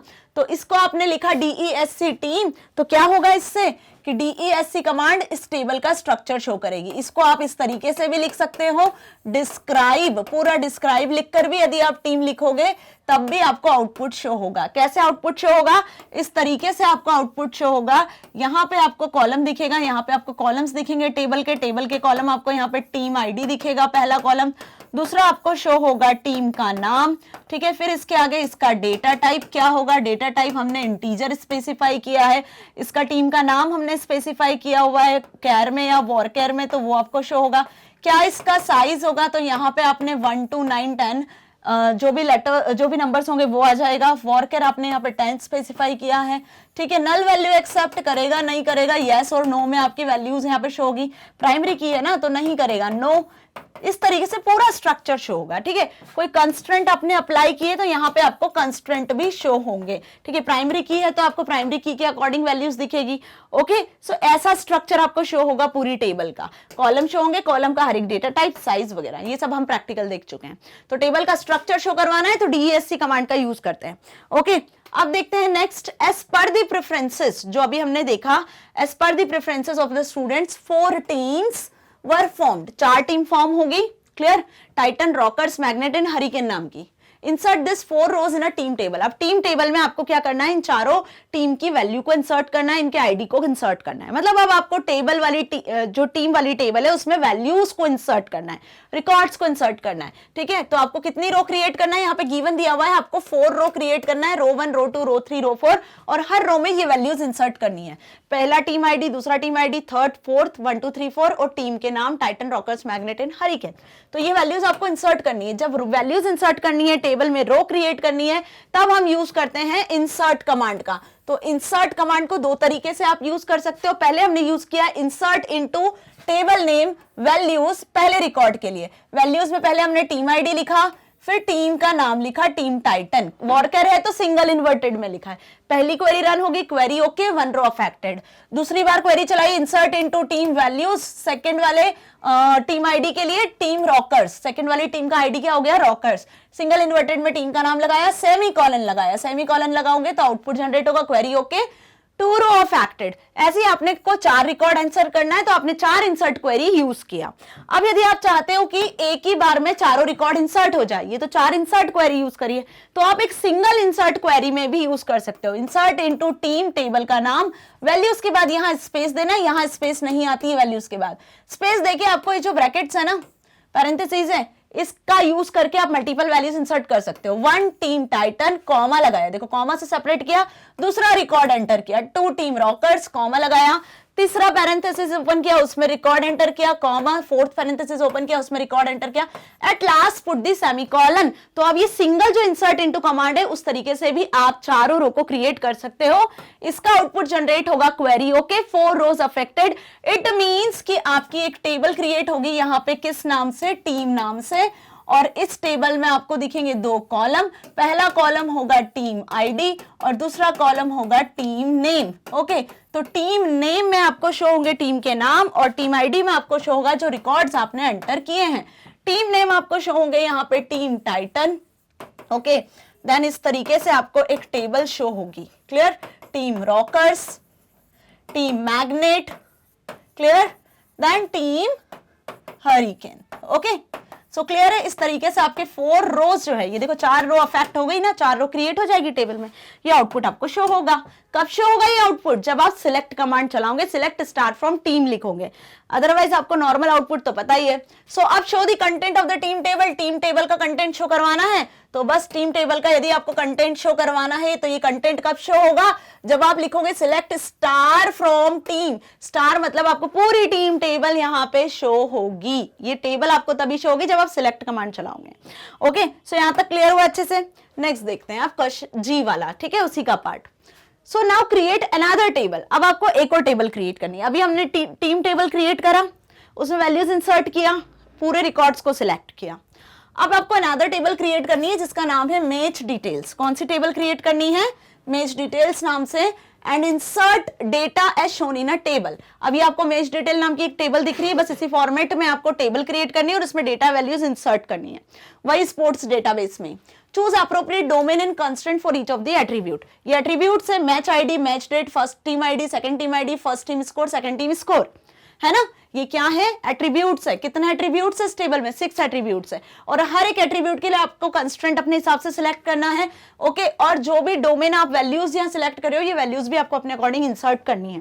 तो क्रिएट करना है तो हम यहाँ पे यूज करेंगे create table, match details, match ID, और उसका जो वैल्यूज है वॉरकर रख देना, 2 रख देना इसका साइज, क्योंकि M1, M2, M3, M4, M5, M6 matches हैं, M कैरेक्टर, 1 इंटीजर, तो वॉरकर रख दिया। मैच आईडी को आप डेट टाइप सेट कर देना, फर्स्ट टीम आईडी और सेकंड टीम आईडी। अब ये जो फर्स्ट टीम आईडी और सेकंड टीम आईडी है, कहीं ना कहीं ये टीम आईडी वाली टेबल के कॉलम्स है ना, वहीं से टीम आईडी लिया गया है, देखो ना, वहीं से टीम आईडी लिया गया है। First team, third team, second team, fourth team, ये जो टीम आईडीज आपको दिख रही है, ये कहीं ना कहीं टीम आईडी वाली टेबल से लिए गए हैं जो हमने क्रिएट की है। ओके, जिसमें हमने 4 टीम की वैल्यूज को इंसर्ट किया है।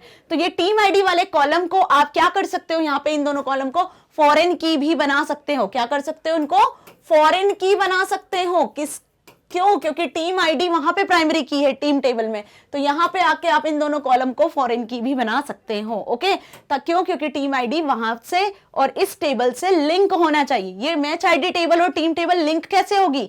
इन दोनों कॉलम से ही लिंक होगी ना। Okay, now first team score and second team score, score integer type में होंगे, तो first team score, second team score का हमने यहाँ पे इस तरीके से टेबल क्रिएट किया, इंसर्ट कमांड का यूज किया, वैल्यूज को इंसर्ट किया। अब इस पर बेस्ड क्वेश्चन क्या है? इस पर बेस्ड क्वेश्चन ये है कि आपको टेबल क्रिएट करनी है, जो मैंने आपको बताया अभी। तो क्रिएट टेबल मैच डिटेल, देखो वैसे ही लिखा है, मैच आईडी पहला वाला कॉलम, मैच आईडी में M1, M2, M3, M4, M5, M6 ऐसी वैल्यूज थी, तो कैरेक्टर टाइप की वैल्यू ली, वॉरकर लेना है आपको। ओके, यहाँ पे ध्यान रखना क्या लेना है आपको, वॉरकर, क्योंकि M1, M2 इस टाइप की वैल्यू है तो वॉरकर लेना। Not null, value not null होना चाहिए, प्राइमरी की बना दिया हमने मैच आईडी को। जो मैच आईडी वाली टेबल है वो क्या बन गई? ध्यान से देखो, यहाँ पे जो मैच आईडी वाला कॉलम है, ओके, ये जो मैच आईडी वाला कॉलम है, ये क्या बन गया है? यहाँ पर प्राइमरी की बना हुआ है। क्या बन गया है? प्राइमरी की। ओके, फिर उसके बाद मैच डेट, तो इसका डेटा टाइप किस टाइप का होगा, इसका डेटा टाइप डेट टाइप का होगा। First team ID integer type का होगा। अब देखो इसको फॉरेन की बनाया तो हमने क्या लिखा है यहाँ पे, रेफरेंसेस। क्या लिखा हमने, रेफरेंसेस। क्यों, क्योंकि जो फर्स्ट टीम आईडी है वो टीम टेबल के टीम आईडी से लिया गया है, ये टीम टेबल और ये उसका आईडी। इसी तरीके से सेकेंड टीम आईडी, जो सेकंड टीम आईडी वाला कॉलम है उसकी वैल्यू भी इंटीजर टाइप की है। आगे देखो लिखा रेफरेंसेस, और ये भी हमने कहां से लिया है, टीम टेबल के टीम आईडी से लिया हुआ है। कैसे रिलेटेड कर रहे हो आप, कहां से इसको लिंक कर रहे हो, टीम आईडी के टीम टेबल के टीम आईडी से लिंक कर रहे हैं। तो फॉरेन की किस तरीके से क्रिएट की जाती है, रेफरेंस कीवर्ड से फॉरेन की क्रिएट की जाती है।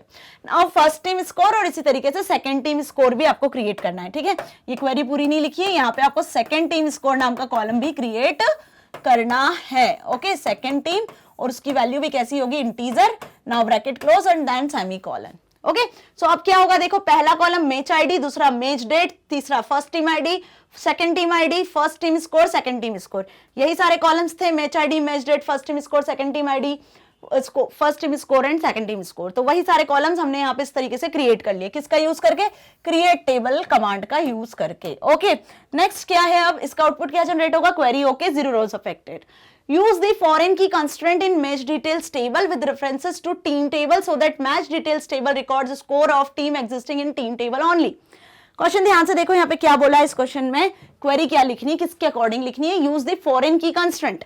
फॉरेन की हम क्रिएट कर चुके हैं पहले ही, तो वही सेम चीज यहाँ पे फिर लिख देनी है कि फॉरेन की कंस्ट्रेंट क्रिएट करना है तो आपको रेफरेंसेस का यूज करना है। किसका यूज करना है, रेफरेंसेस का यूज करना है। रेफरेंसेस का यूज करके जिस टेबल की प्राइमरी की को आप इस कॉलम में फॉरेन की बनाने वाले हो, उस टेबल का नाम लिखना है और उस कॉलम का नाम लिख देना है, जो अभी हमने देखा जस्ट। तो वही सेम क्वेरी यहां भी एक्सेस हो जाएगी, क्योंकि हमने पहले ही टेबल को क्रिएट करते टाइम ही क्या कर दिया, फॉरेन की डिफाइन कर दी। ओके, सो ये चीज भी क्लियर है अच्छे से।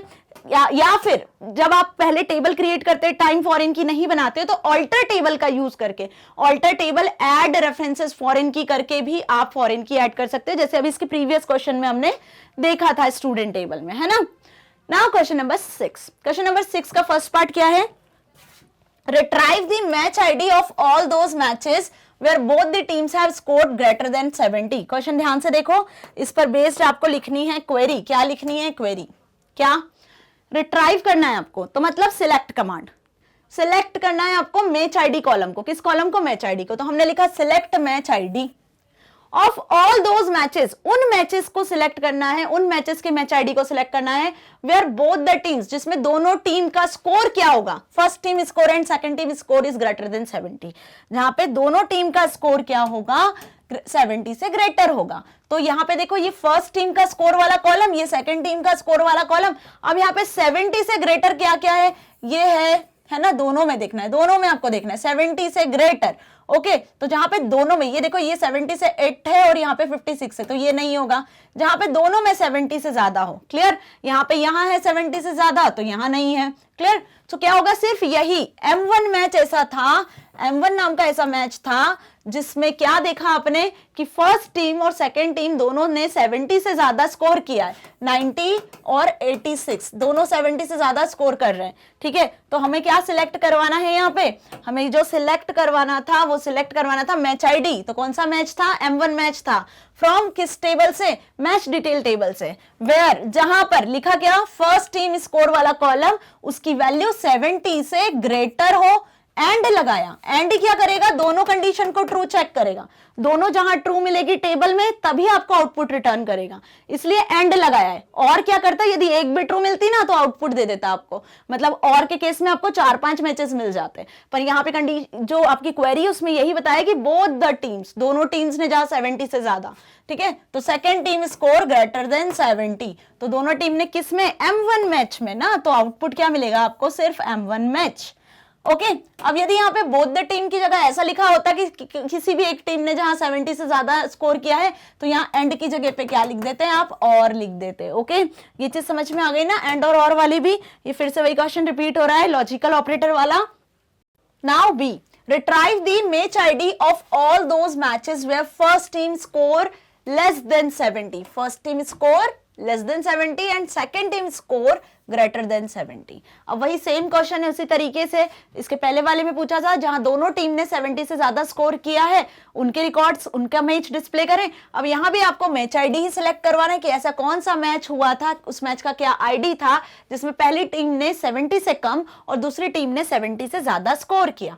ओके, सो टेबल देख लेते हैं। पहली टीम ने 70 से कम, तो 70 से कम कहां स्कोर किया पहली टीम ने, यहां पर, ठीक है। लेकिन दूसरी टीम ने 70 से ज्यादा, तो दूसरी टीम ने 70 से ज्यादा सिर्फ इस वाले ही जो स्कोर है इस वाले मैच में ही स्कोर किया है। तो इसका आउटपुट क्या मिलेगा भाई, दोनों कंडीशन ट्रू होना चाहिए ना, दोनों कंडीशन ट्रू होना चाहिए, ठीक है। तो दोनों कंडीशन ट्रू होने के अकॉर्डिंग वो कौन सा मैच होगा, मैच 5। इस मैच 5 में क्या देखा जा रहा है, इस मैच 5 में देखा जा रहा है कि फर्स्ट टीम ने स्कोर किया है 70 से लेस 32 और सेकेंड टीम ने स्कोर किया है 70 से ज्यादा, दैट इज 70 से ज्यादा, दैट इज 87। दोनों कंडीशन यही ट्रू हो रही है ना। सो यहाँ पे हम अप्लाई करेंगे अगेन एंड ऑपरेटर, क्योंकि हमें दोनों चीजों को ट्रू करवाना है। तो देखो क्या क्वेरी हुई, क्वेरी हो जाएगी आपकी इस तरीके से, सिलेक्ट मैच आईडी वाला कॉलम सिलेक्ट करें, from which table, match detail table, where, जहां पे first team is less than 70, first team का स्कोर लेस देन 70 है,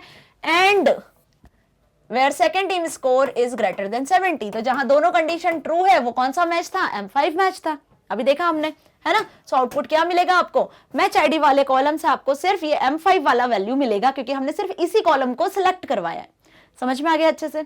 ओके, यदि यहाँ पे आप स्टार लिखते मैच आईडी की जगह तो आपको पूरी टेबल, पूरा ये जो रिकॉर्ड है ना, ये पूरा रिकॉर्ड शो होता। क्लियर, समझ में आया ना।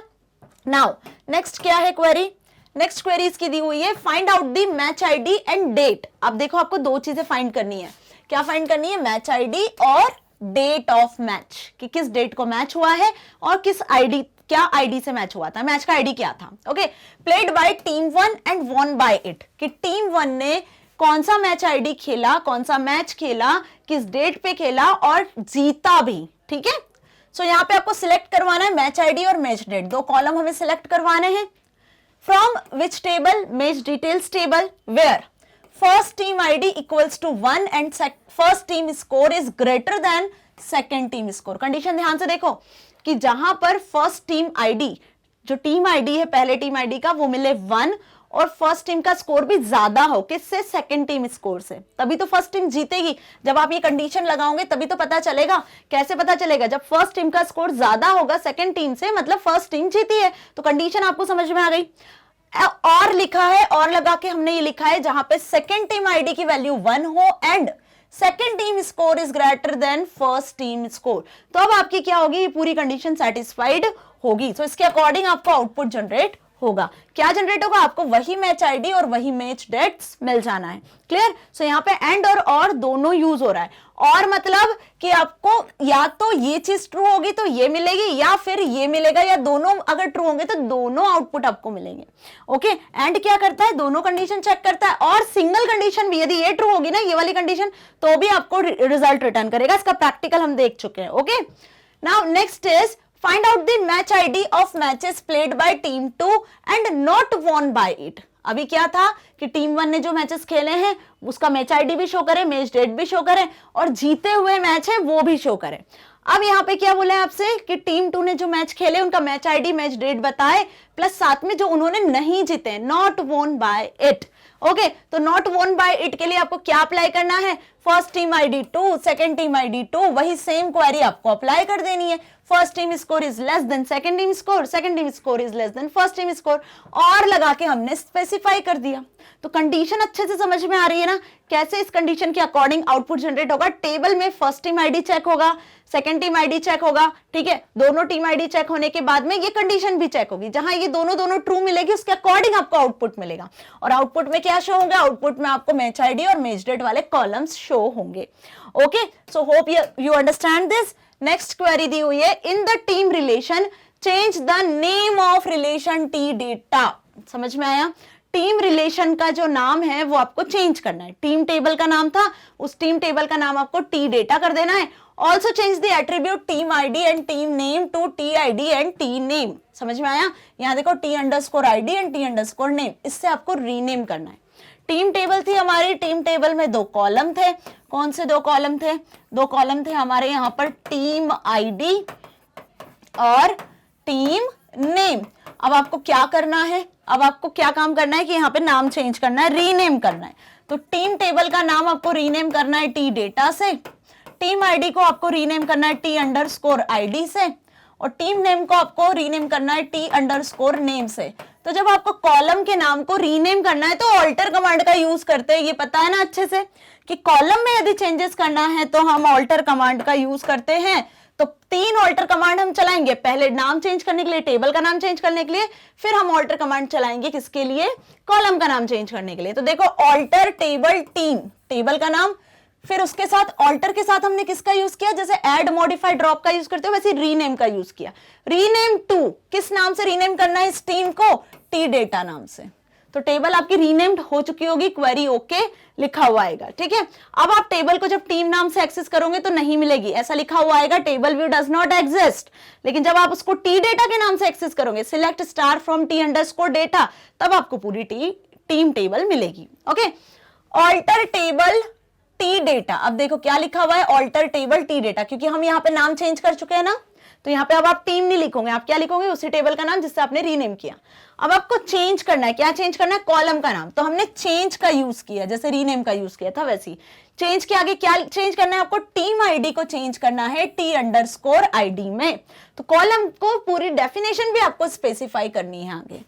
ओके, कॉलम को आप चेंज कर रहे हो ना, कॉलम का नाम चेंज कर रहे हो तो उसकी डेफिनेशन भी मेंशन करनी है।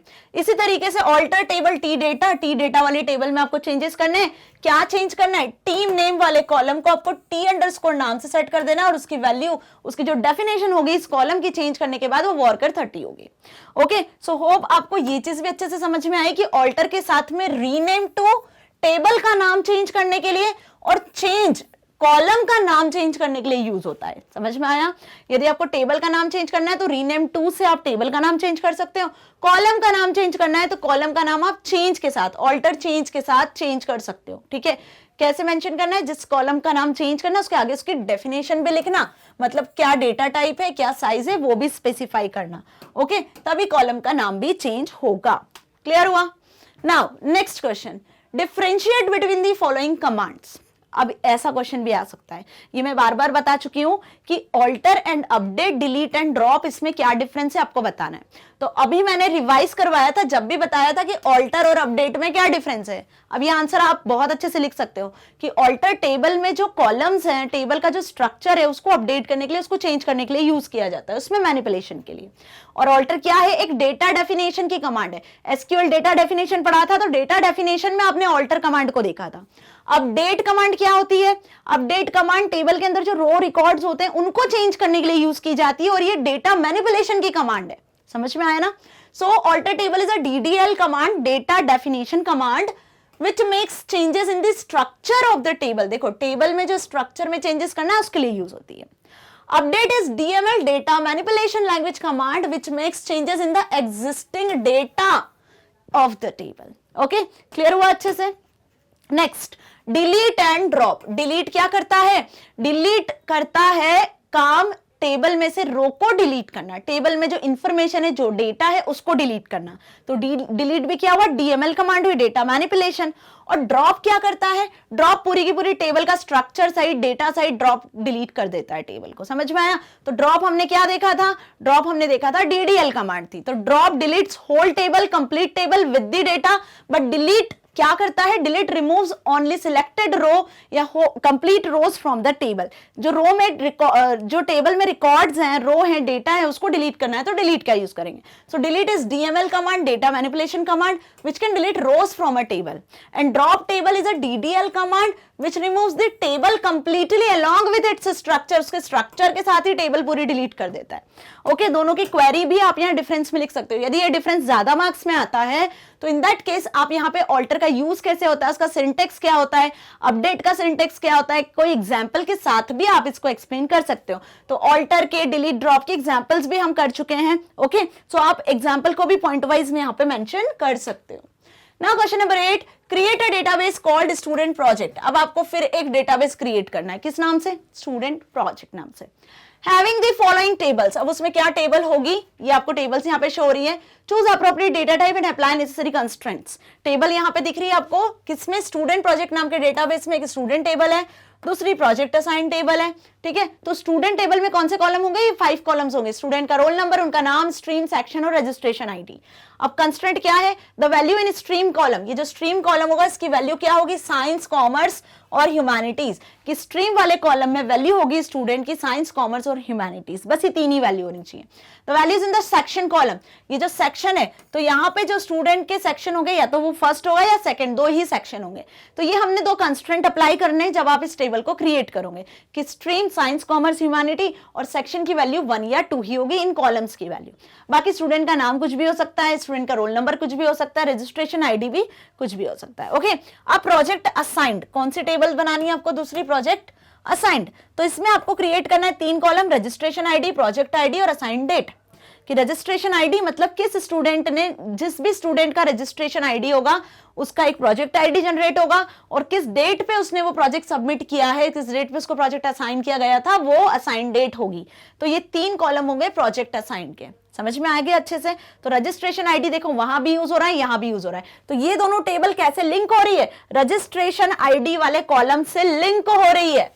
ओके, समझ में आया अच्छे से, क्योंकि स्टूडेंट किसी ना किसी आईडी से रजिस्टर होगा ना स्कूल में, तो वैसे ही आप यहाँ पे उस रजिस्ट्रेशन आईडी से ही उसके प्रोजेक्ट को देख पाओगे कि किस प्रोजेक्ट, किस आईडी के प्रोजेक्ट को असाइन किया गया है, किस डेट पर। ओके, नेक्स्ट थर्ड टेबल जो आपको क्रिएट करनी है, वो टेबल क्रिएट करनी है प्रोजेक्ट टेबल।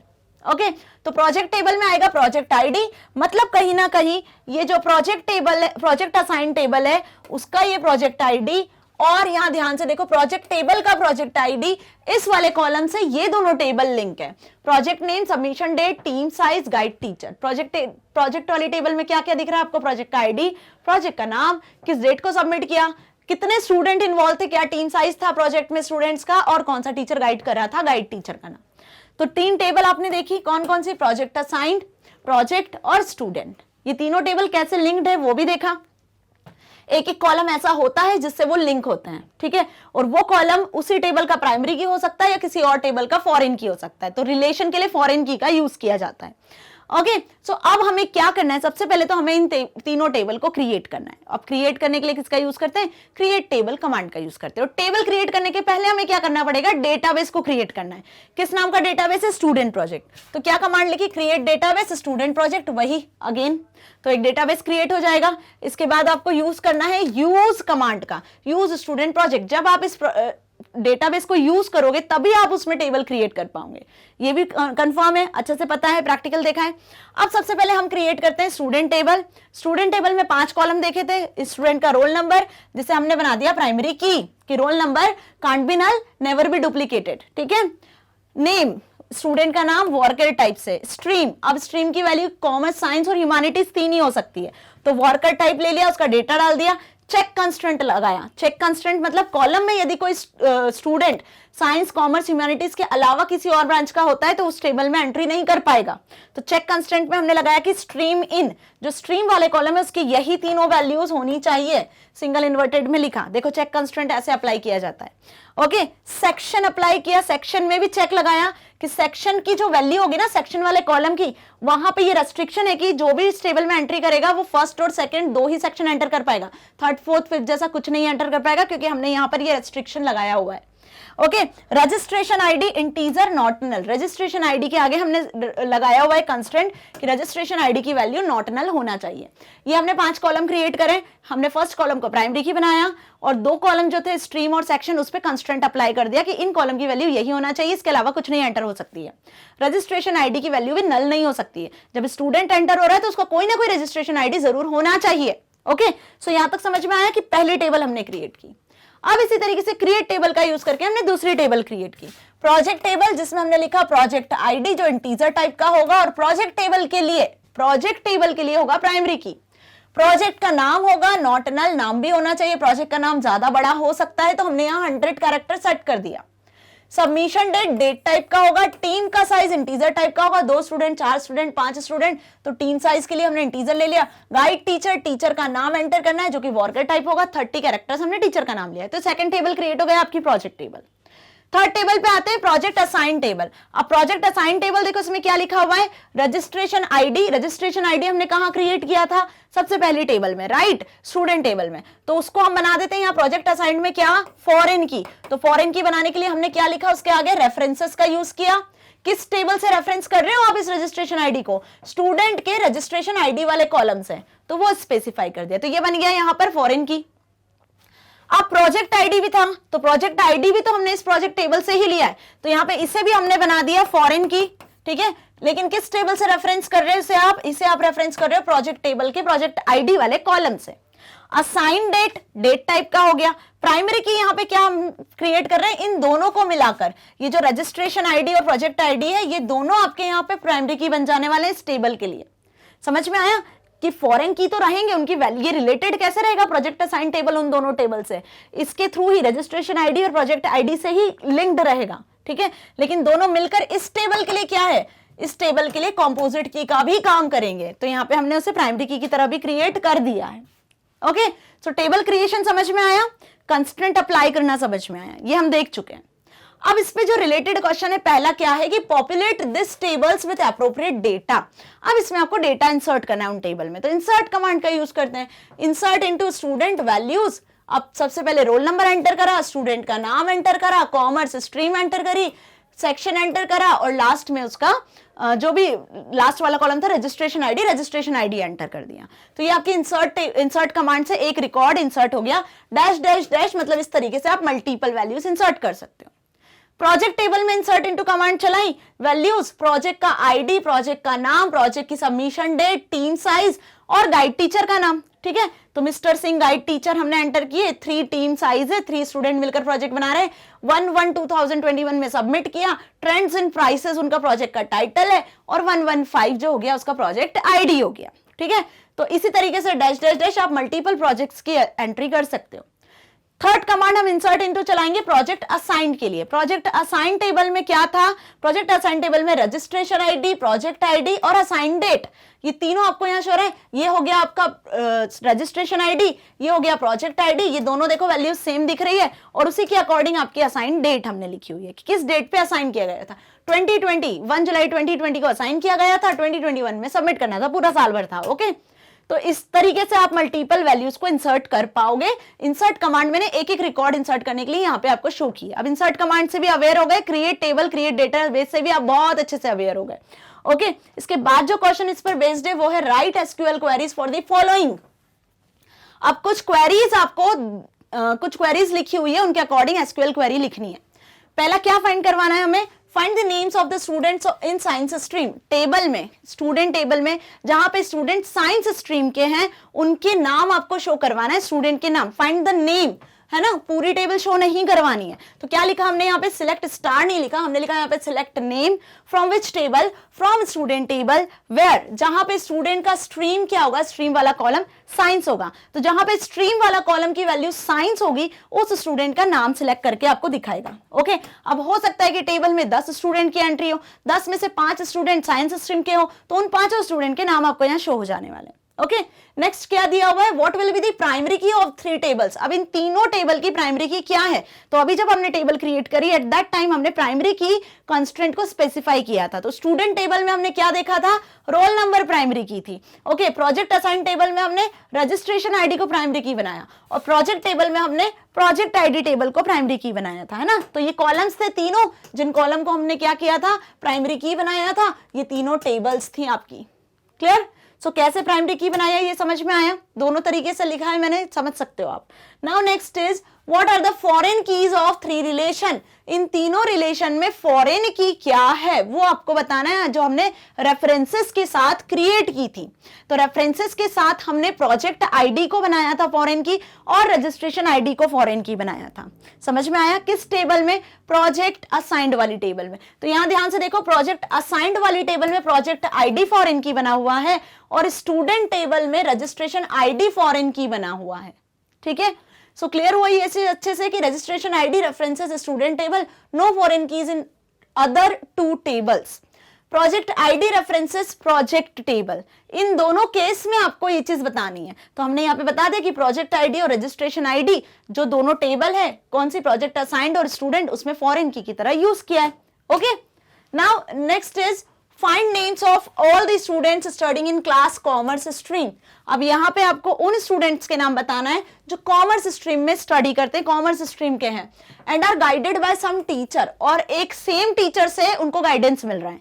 मतलब यहाँ पे आपको दो टेबल से डेटा एक्सेस करना है। ध्यान से सुनो, क्या बताना है यहाँ पे आपको कि वो स्टूडेंट्स जो कॉमर्स स्ट्रीम में पढ़ते हैं, तो कॉमर्स स्ट्रीम हमें स्टूडेंट टेबल से मिलेगा, और एक ही सेम टीचर जो गाइड टीचर है वो सेम टीचर से गाइडेंस लेते हैं, even if they are assigned a different project. भले उन्हें अलग अलग प्रोजेक्ट मिला हो, लेकिन सेम टीचर उन्हें क्या कर रहा है, गाइड कर रहा है। तो यहाँ क्वेरी कैसे लिखना है, क्योंकि यहाँ पे यूज करेंगे हम किसका, प्रोजेक्ट टेबल का भी और स्टूडेंट टेबल का भी। स्टूडेंट टेबल से हम स्ट्रीम देखेंगे, स्टूडेंट का नाम देखेंगे, और प्रोजेक्ट टेबल से हम गाइड टीचर और प्रोजेक्ट को देखेंगे। और ये किसके थ्रू लिंक होगा, जहां पे प्रोजेक्ट आईडी दोनों स्टूडेंट का और प्रोजेक्ट टेबल में सेम होगा। बात समझ में आई? प्रोजेक्ट आईडी एक कॉलम तो होगा ना जहां से आप दोनों को लिंक करोगे, तो प्रोजेक्ट आईडी वाला कॉलम ऐसा कॉलम है जो दोनों टेबल में है, जिसके बिहाफ पे, उनकी इक्वल वैल्यूज के बिहाफ पे हम इस क्वेरी को सॉल्व करेंगे।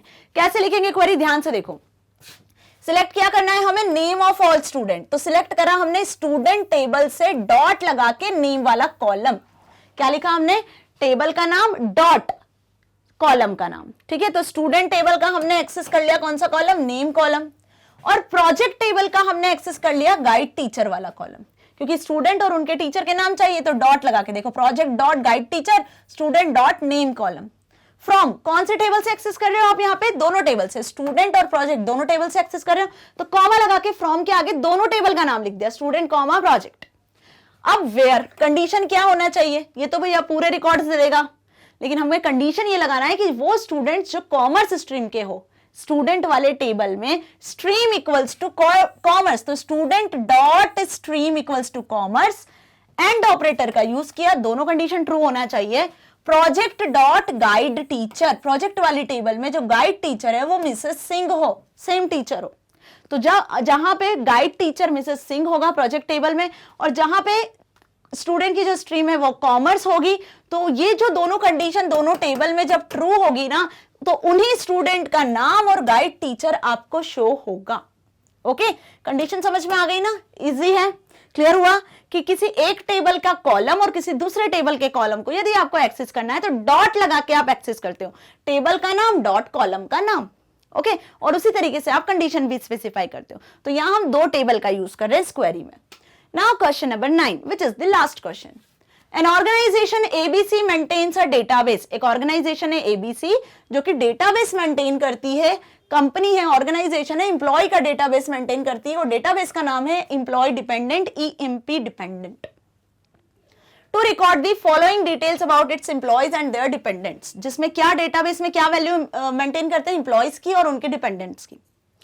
सो क्या क्वेरी लिखी हुई है कि दोनों टेबल में क्या कॉलम्स होने चाहिए। यहां ध्यान से देखो, इंप्लॉय डिपेंडेंट नाम के डेटाबेस में दो टेबल क्रिएट करनी है, इंप्लॉय और डिपेंडेंट नाम की। इंप्लॉय के अंदर इंप्लॉय टेबल में क्या क्या कॉलम होना चाहिए, उनका Aadhaar number, name, address, department number और इंप्लॉय का आईडी। ठीक है, और डिपार्टमेंट वाली टेबल में क्या होना चाहिए, इंप्लॉय आईडी, डिपार्टमेंट नेम और रिलेशनशिप। ये चीज क्लियर हो गई अच्छे से कि दो टेबल होगी किसमें, EMP डिपेंडेंट, डिपेंडेंट। ओके, ये हो गया आपका डेटाबेस जिसमें दो टेबल है, इंप्लॉय और दूसरी टेबल है डिपेंडेंट। ठीक है, ये डेटाबेस और ये हो गई आपकी टेबल। अब इन दोनों टेबल्स में कौन कौन से कॉलम्स होना चाहिए, वो कॉलम्स हमने यहाँ स्पेसिफाई किए हुए। So use the EMP dependent database to answer the following SQL queries. कुछ SQL क्वेरीज लिखी हुई है, उनके अकॉर्डिंग आपको आंसर डिस्कस करने हैं। सो फर्स्ट क्वेरी लिखिए, find the name of the employees with their dependent names. उन दोनों टेबल में वैल्यूज होंगी, उन वैल्यूज के अकॉर्डिंग आपको उन एम्प्लॉयज के नाम फाइंड करने हैं, उन एम्प्लॉयज के नाम शो करवाने हैं जिनका डिपेंडेंट नेम होगा। तो यहां ध्यान से देखो, यहां फिर हम दोनों टेबल को एक्सेस कर रहे हैं, एम्प्लॉय टेबल को भी, डिपेंडेंट टेबल को भी। तो एम्प्लॉय टेबल का नाम, तो एम्प्लॉय टेबल से हमने सिलेक्ट करा, select employee dot name, employee table से नेम वाला कॉलम सिलेक्ट किया, कॉमा लगाया। डिपेंडेंट वाले कॉलम से हमने डिपेंडेंट नेम वाले कॉलम को सिलेक्ट किया। तो दोनों टेबल से हमने किसको सिलेक्ट किया है, नाम नाम वाले कॉलम को सिलेक्ट किया है। From which table, employee comma dependent, from के आगे टेबल नेम लिखते हैं तो हमने कॉमा लगा के दोनों टेबल के नाम लिख दिया। तो अब दोनों टेबल के जो नेम है वो आपको एज ए आउटपुट शो होंगे। क्या शो होंगे? दोनों टेबल के नेम कॉलम आपको एज ए आउटपुट शो होंगे। Now next is find employee details working in the department से प्रोडक्शन। उन एम्प्लॉयज को फाइंड करना है, उन एम्प्लॉयज की डिटेल को फाइंड करना है जो कहां किस डिपार्टमेंट में काम करते हैं, प्रोडक्शन डिपार्टमेंट में काम करते हैं। तो कैसे स्पेसिफाई करोगे? यहां हमें कंडीशन मिली है। अब यहां पे क्या बोला है? Find employee details. तो आपको सारे कॉलम टेबल के सिलेक्ट करवाने हैं। जब सारे कॉलम सिलेक्ट करवाना है, पूरा डेटा सिलेक्ट करवाना है, तो हमने लिखा select star from employee table where, जहां पे डिपार्टमेंट क्या हो, जहां पे डिपार्टमेंट इक्वल्स टू प्रोडक्शन हो। तो जहां पे जिस इंप्लॉय का डिपार्टमेंट प्रोडक्शन होगा उस इंप्लॉय की पूरी डिटेल, स्टार मतलब कंप्लीट डिटेल आपको शो हो जाने वाली है। ओके, नेक्स्ट देखो, find employee names having no dependent. उन एम्प्लॉयज के नाम हमको शो करवाने हैं जिसका कोई डिपेंडेंट नहीं है, मतलब डिपेंडेंट वाले कॉलम में जहां पे नल वैल्यूज होंगी, डिपेंडेंट वाले कॉलम में जहां पे नल वैल्यूज होंगी वही आपको बताएगा कि यहां पे किसी भी एम्प्लॉय का डिपेंडेंट नहीं है। ठीक है, सो क्या लिखा है यहाँ पे? इज नल का यूज करेंगे हम। Select employee dot name, employee वाले कॉलम से हमने एम्प्लॉय वाली टेबल से नेम कॉलम सिलेक्ट किया, from employee comma dependent where employee dot EMPID is null. Query समझ में आ गई? Employee dot EMPID is null, जहां पे नल वैल्यू आपको मिलेगी इज नल, है ना, नल वैल्यू मिलेगी मतलब वहां कोई डिपेंडेंट का नाम नहीं होगा। Okay, now D, find name of the employees working in the department से सेल्स। अब उन एम्प्लॉयज के नाम शो करवाना है जो सेल्स डिपार्टमेंट में काम करते हैं एंड हैविंग एग्जैक्टली 2 डिपेंडेंट्स। उनके क्या है? 2 डिपेंडेंट एग्जिस्ट करते हैं। ठीक है, सेल्स डिपार्टमेंट में है और दूसरी टेबल डिपेंडेंट्स में से ये चेक करना है कि 2 उनके डिपेंडेंट्स होना चाहिए। तो यहाँ पे क्वेरी देखो क्या लिखी है? Select employee dot name from employee comma department. ये लाइन तो आप सबको क्लियर है अच्छे से। वेयर, कंडीशन ध्यान से देखना, employee dot department equals to sales, employee में जो डिपार्टमेंट कॉलम है उसकी वैल्यू सेल्स होगी, and count department dot EMPID equals to 2। तो काउंट नाम का फंक्शन यूज करा जो क्या कर रहा है? डिपार्टमेंट डिपेंडेंट टेबल में से एम्प्लॉय के आईडी जहां पे 2 होंगे वो सिलेक्ट करके दोनों तरीके से आपको आउटपुट शो करेगा। तो दोनों कंडीशन समझ में आ गई। पहली कंडीशन कि जहां पे डिपार्टमेंट सेल्स है, किस टेबल में? एम्प्लॉय टेबल में। दूसरी कंडीशन कि जहां पे डिपेंडेंट की वैल्यू 2 है, एम्प्लॉय आईडी में डिपेंडेंट की वैल्यू 2 है, वो उसको काउंट करेगा, जहां पे 2 मिलेंगे वो उसको काउंट कर लेगा। ओके, सो मेरी बात समझ में आ गई। Now next question number 10, a shop called wonderful garments that sells school uniforms maintain a database school uniform. एक शॉप है जो स्कूल यूनिफॉर्म सेल करती है और वो डेटाबेस मेंटेन करती है अपने स्कूल यूनिफॉर्म का। किस नाम से डेटाबेस मेंटेन करती है? स्कूल यूनिफॉर्म के नाम से। ठीक है, so it consisted of 2 relations. अब यहाँ पे 2 रिलेशन है। स्कूल यूनिफॉर्म नाम का एक डेटाबेस है। ठीक है, इस डेटाबेस में 2 रिलेशंस है, 2 टेबल्स हैं। पहला टेबल जो है वो है यूनिफॉर्म और दूसरा टेबल है प्राइस। ओके, सो इस डेटाबेस में 2 टेबल्स हैं। They made uniform code as primary key. अब यूनिफॉर्म वाली जो टेबल है इसमें यहाँ पे इन्होंने क्रिएट किया हुआ है कॉलम यूनिफॉर्म कोड जिसे बनाया है प्राइमरी की। Okay, for uniform relation. Further they used uniform code and size as composite key for price table. और यहाँ पे उन्होंने uniform code और price, है ना, uniform code and size, क्या लिखा है? uniform code and size, इन दोनों कॉलम को क्या बनाया हुआ है? कंपोजिट प्राइमरी की मिला के। तो ये दोनों टेबल रिलेटेड किससे है? ये दोनों टेबल यूनिफॉर्म कोड से रिलेटेड है। समझ में आ रहा है? So by analyzing the database schema and database state, specify SQL queries to rectify the following anomalies. अब यहाँ पे क्या बताया है आपको कि दोनों टेबल हम देख लें और ये दोनों टेबल में क्या वैल्यूज है उसको एनालाइज करें। एनालाइज करके कुछ क्वेरीज लिखी हुई है, उन क्वेरीज को आपको क्या करना है, उनमें क्या प्रॉब्लम्स है वो बतानी है। ओके, सो पहला क्वेश्चन देखो यहाँ क्या लिखा है कि a price relation has an attribute named price. Price वाला जो टेबल है उस प्राइस टेबल में एक कॉलम भी प्राइस ही नाम से है, टेबल का नाम भी प्राइस है, कॉलम का नाम भी प्राइस है। In order to avoid confusion write SQL query to change the name of the relation price to cost. क्या बताया यहां पर कि प्राइस एक यूनिफॉर्म है और एक प्राइस टेबल है, तो प्राइस टेबल का नाम भी है और उसी के अंदर एक प्राइस कॉलम भी क्रिएट कर दिया। ठीक है ना, क्या कि यहां पे एक प्राइस टेबल है जिसमें PRICE, ओके, जिसमें एक कॉलम भी प्राइस नाम से ही है। तो ये सेम नाम के क्या टेबल और कॉलम एग्जिस्ट करते हैं? नहीं होता है ना, ये चीज रॉन्ग है ना, ऐसा नहीं कर सकते हो आप। तो आप टेबल का नाम चेंज करना चाह रहे हो किससे? कॉस्ट से। आप चाहते हो कि टेबल का नाम किससे चेंज हो जाए, कॉस्ट से चेंज हो जाए। तो यहाँ पे देखो ये टेबल है आपकी यूनिफॉर्म टेबल, जिसमें यूनिफॉर्म कोड, यूनिफॉर्म नेम और यूनिफॉर्म का कलर है और कुछ 6 यूनिफॉर्म कोड एंटर किए हुए हैं। ये है आपकी प्राइस टेबल, जिसमें ध्यान से देखो यूनिफॉर्म का कोड, साइज ये मिलकर बना रहे हैं कंपोजिट प्राइमरी की, और प्राइस भी है, प्राइस टेबल का नाम भी है, प्राइस कॉलम का नाम भी है। तो हमारी क्वेरी क्या है पहले कि इस प्राइस कॉलम टेबल को आपको कॉस्ट टेबल में कन्वर्ट कर देना है, इसका नाम आपको चेंज कर देना है, ठीक है, इस एनोमली को आपको रिमूव करना है। तो उसके लिए हम क्या कमांड लिखेंगे, जब टेबल का नाम आपको चेंज करना है तो alter table, table name price, rename to, अभी देखा था ना कि टेबल का नाम चेंज करना है तो रीनेम टू का यूज करेंगे और उसके आगे लिख देंगे हम कॉस्ट। टेबल के स्ट्रक्चर में चेंजेस करना है, टेबल का नाम चेंज करना है, कॉलम का नाम चेंज करना है तो ऑल्टर कमांड का यूज करना है। तो alter table, table name, rename to, price नाम की जो टेबल है उसको रीनेम करना है, जिस नाम से वो नाम स्पेसिफाई कर देना, कॉस्ट। तो अब जब आप लिखोगे ना सिलेक्ट स्टार फ्रॉम प्राइस, तो प्राइस से आपको वो टेबल नहीं मिलेगी, टेबल और व्यू डज नॉट एग्जिस्ट मिलेगा। लेकिन जब आप लिखोगे सिलेक्ट स्टार फ्रॉम कॉस्ट, तब आपको वो टेबल एक्सेस होगी, ओके, क्योंकि यहां पे हम उसका नाम फिर चेंज कर चुके हैं। सेकेंड क्वेरी लिखिए कि Ms Wonderful Garments also keeps handkerchiefs. ये जो शॉप है स्कूल यूनिफॉर्म वाली, वो हैंडकरचिप्स भी सेल करते हैं, किस कलर के, रेड कलर के, मीडियम साइज ऑफ 100 ईच, ठीक है, रेड कलर के हैंडकरचिप जिसमें मीडियम साइज के होंगे, 100 ईच होंगे, ठीक है, एक जो हैंडकरचिप है वो 100 का होगा, प्राइस है उसका। Insert this record in a cost table. अब कॉस्ट टेबल में आपको एक रिकॉर्ड एंटर करना है, क्या रिकॉर्ड करना है आपको एंटर, कि हैंडकरचिप हो जाएगा एक यूनिफॉर्म का नाम, रेड कलर का होगा और मीडियम साइज, साइज क्या होगा इसका, साइज होगा मीडियम और प्राइस होगा 100 कॉस्ट टेबल में, क्योंकि प्राइस टेबल को कॉस्ट टेबल में कन्वर्ट कर चुके हैं।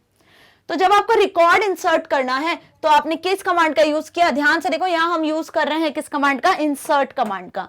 इंसर्ट इनटू टेबल का नाम कॉस्ट, किस कमांड का यूज कर रहे हैं हम, कॉस्ट टेबल का, ठीक है, कॉस्ट टेबल में इंसर्ट कमांड का। Insert into cost, cost table में आपको वैल्यू इंसर्ट करनी है, वैल्यूज के आगे हमने लिखा है 7 नंबर का रिकॉर्ड होगा, क्योंकि हमने देखा था कि कॉस्ट टेबल में 6 तक तो यूनिफॉर्म कोड की वैल्यू एंटर थी, तो नेक्स्ट हम एंटर करने वाले हैं, तो हमने 7 नंबर का उसको वैल्यू दिया है, यूनिफॉर्म कोड दिया हुआ है हैंडकरचिप को, और मीडियम साइज एम साइज की वैल्यू होगी, ठीक है, और यहाँ पे 100 उसका प्राइस होगा। तो 7M और 100 ये क्या हो गया, ये यूनिफॉर्म कोड, ये उसका साइज, और 100 क्या हो गया उसका प्राइस। किस टेबल में एंटर करा हमने ये रिकॉर्ड, कॉस्ट टेबल में।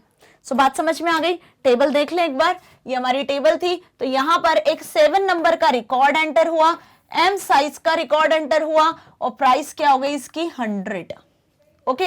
ये रिकॉर्ड यहां पे कब एंटर होगा, जब यहां एंटर होगा यूनिफॉर्म टेबल में। यूनिफॉर्म टेबल में 7 नंबर से हैंडकरचिप आपको पहले एंटर करना पड़ेगा, ठीक है, और इसका कलर आपको यहाँ रेड सेट करना पड़ेगा, इसके बाद ही आप ये एंट्री वहां कर पाओगे, ओके। क्यों, क्योंकि यहाँ पे यू कोड वहां पे एक्सेस कर रहा है, तो यू कोड तो लिंक होना चाहिए ना, ओके। क्लियर हो ये चीज अच्छे से। नाउ नेक्स्ट क्वेरी क्या आपसे बोली है यहाँ पर, when you use the above query to insert data, जब आप डेटा को इंसर्ट करने के लिए क्वेरी का यूज कर रहे हो, जो अभी हमने पहले क्वेरी यूज करी, ये जो क्वेरी हमने यूज करी कि insert into cost, cost table में वैल्यू इंसर्ट कर दे, you were able to enter the value of handkerchief without entering its details in the uniform relation। जो मैंने अभी बताया कि पहले हमें यूनिफॉर्म रिलेशन में हैंडकरचिफ की वैल्यू एंटर करनी पड़ेगी। Make a provision so that the data can be entered in cost table only if it is already there in uniform table. तो आपको क्या लिखना पड़ेगा, आपको एक प्रोविजन लिखना पड़ेगा कि पहले उसमें वैल्यू एंटर हो। तो उसके लिए आपको क्या प्रोविजन लिखना है, उसके लिए हमें क्या करना है, हमें जो यूनिफॉर्म कोड वाला कॉलम है उससे क्या बनाना है, फॉरेन की बनाना है। तो उसके लिए हमने क्या लिखा, alter table cost, cost table को आप चेंज कर रहे हो, उसमें आप ऐड कर रहे हो, क्या ऐड कर रहे हो, फॉरेन की, किस कॉलम को, यू कोड को। और ये यू कोड कहां से लिया गया है, रेफरेंसेस यूनिफॉर्म टेबल से लिया गया है। तो जब आप ये लिखोगे इस तरीके से क्वेरी, तो क्या हो जाएगा कि जो प्राइस टेबल में यू कोड है वो फॉरेन की बन जाएगा। कैसे बन जाएगा, क्योंकि यूनिफॉर्म टेबल में यू कोड प्राइमरी की था और हमने टेबल में, कॉस्ट टेबल में चेंजेस कर दिए हैं और उसी के अकॉर्डिंग ये सेट हो गया। ओके, सो क्वेश्चन समझ में आ गया मेरा, जो मैंने अभी बताया। अब डी देखो, further you should be able to assign a new U code to an item only if it has a valid U name। जब आपके पास में यूनिफॉर्म टेबल में वैलिड यूनिफॉर्म का नाम होगा तभी आप क्या कर सकते हो, तभी आपको यू कोड असाइन होना चाहिए।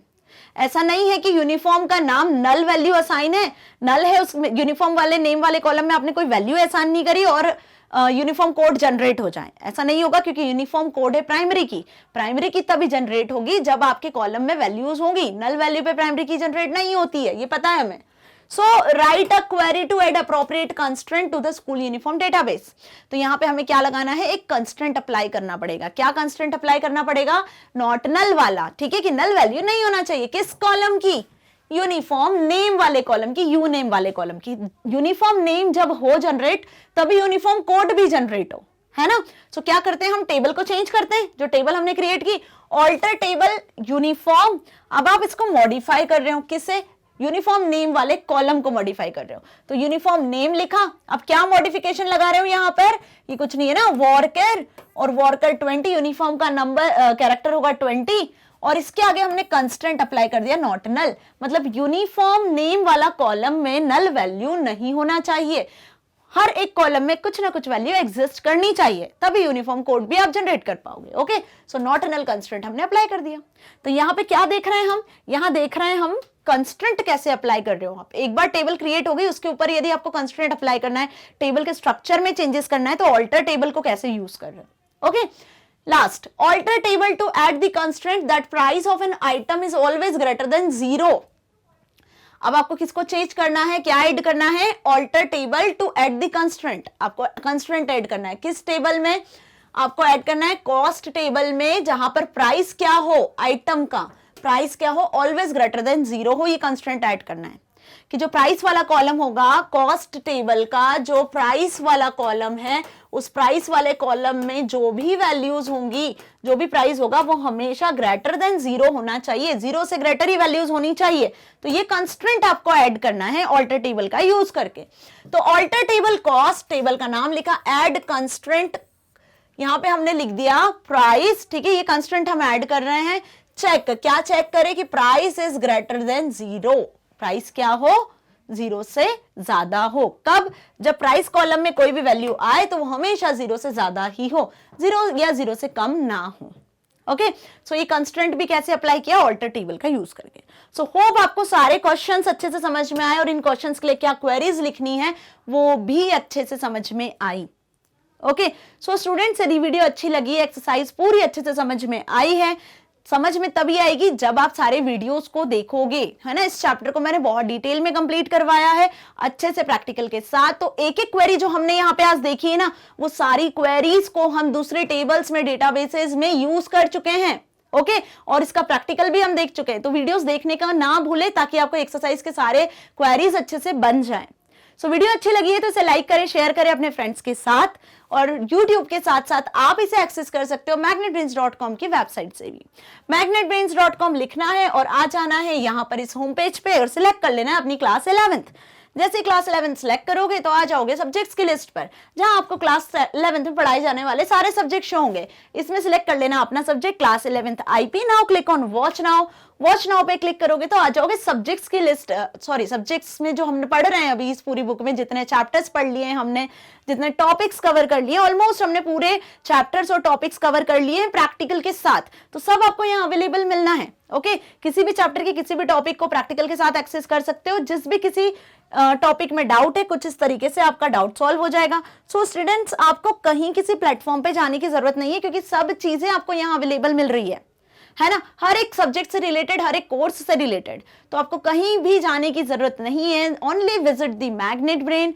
सो मैग्नेट ब्रेन आपको किंडरगार्टन से लेकर क्लास 12 तक free of cost education provide कर रहा है। मतलब यहाँ आपको किसी भी तरीके का कोई पेमेंट नहीं करना है, 100% फ्री आपको सारे सब्जेक्ट के वीडियो लेक्चर्स प्रैक्टिकल के साथ मिलेंगे। ओके, सो मिलेंगे नेक्स्ट वीडियो में नेक्स्ट टॉपिक के साथ। Stay here, stay happy, thank you so much.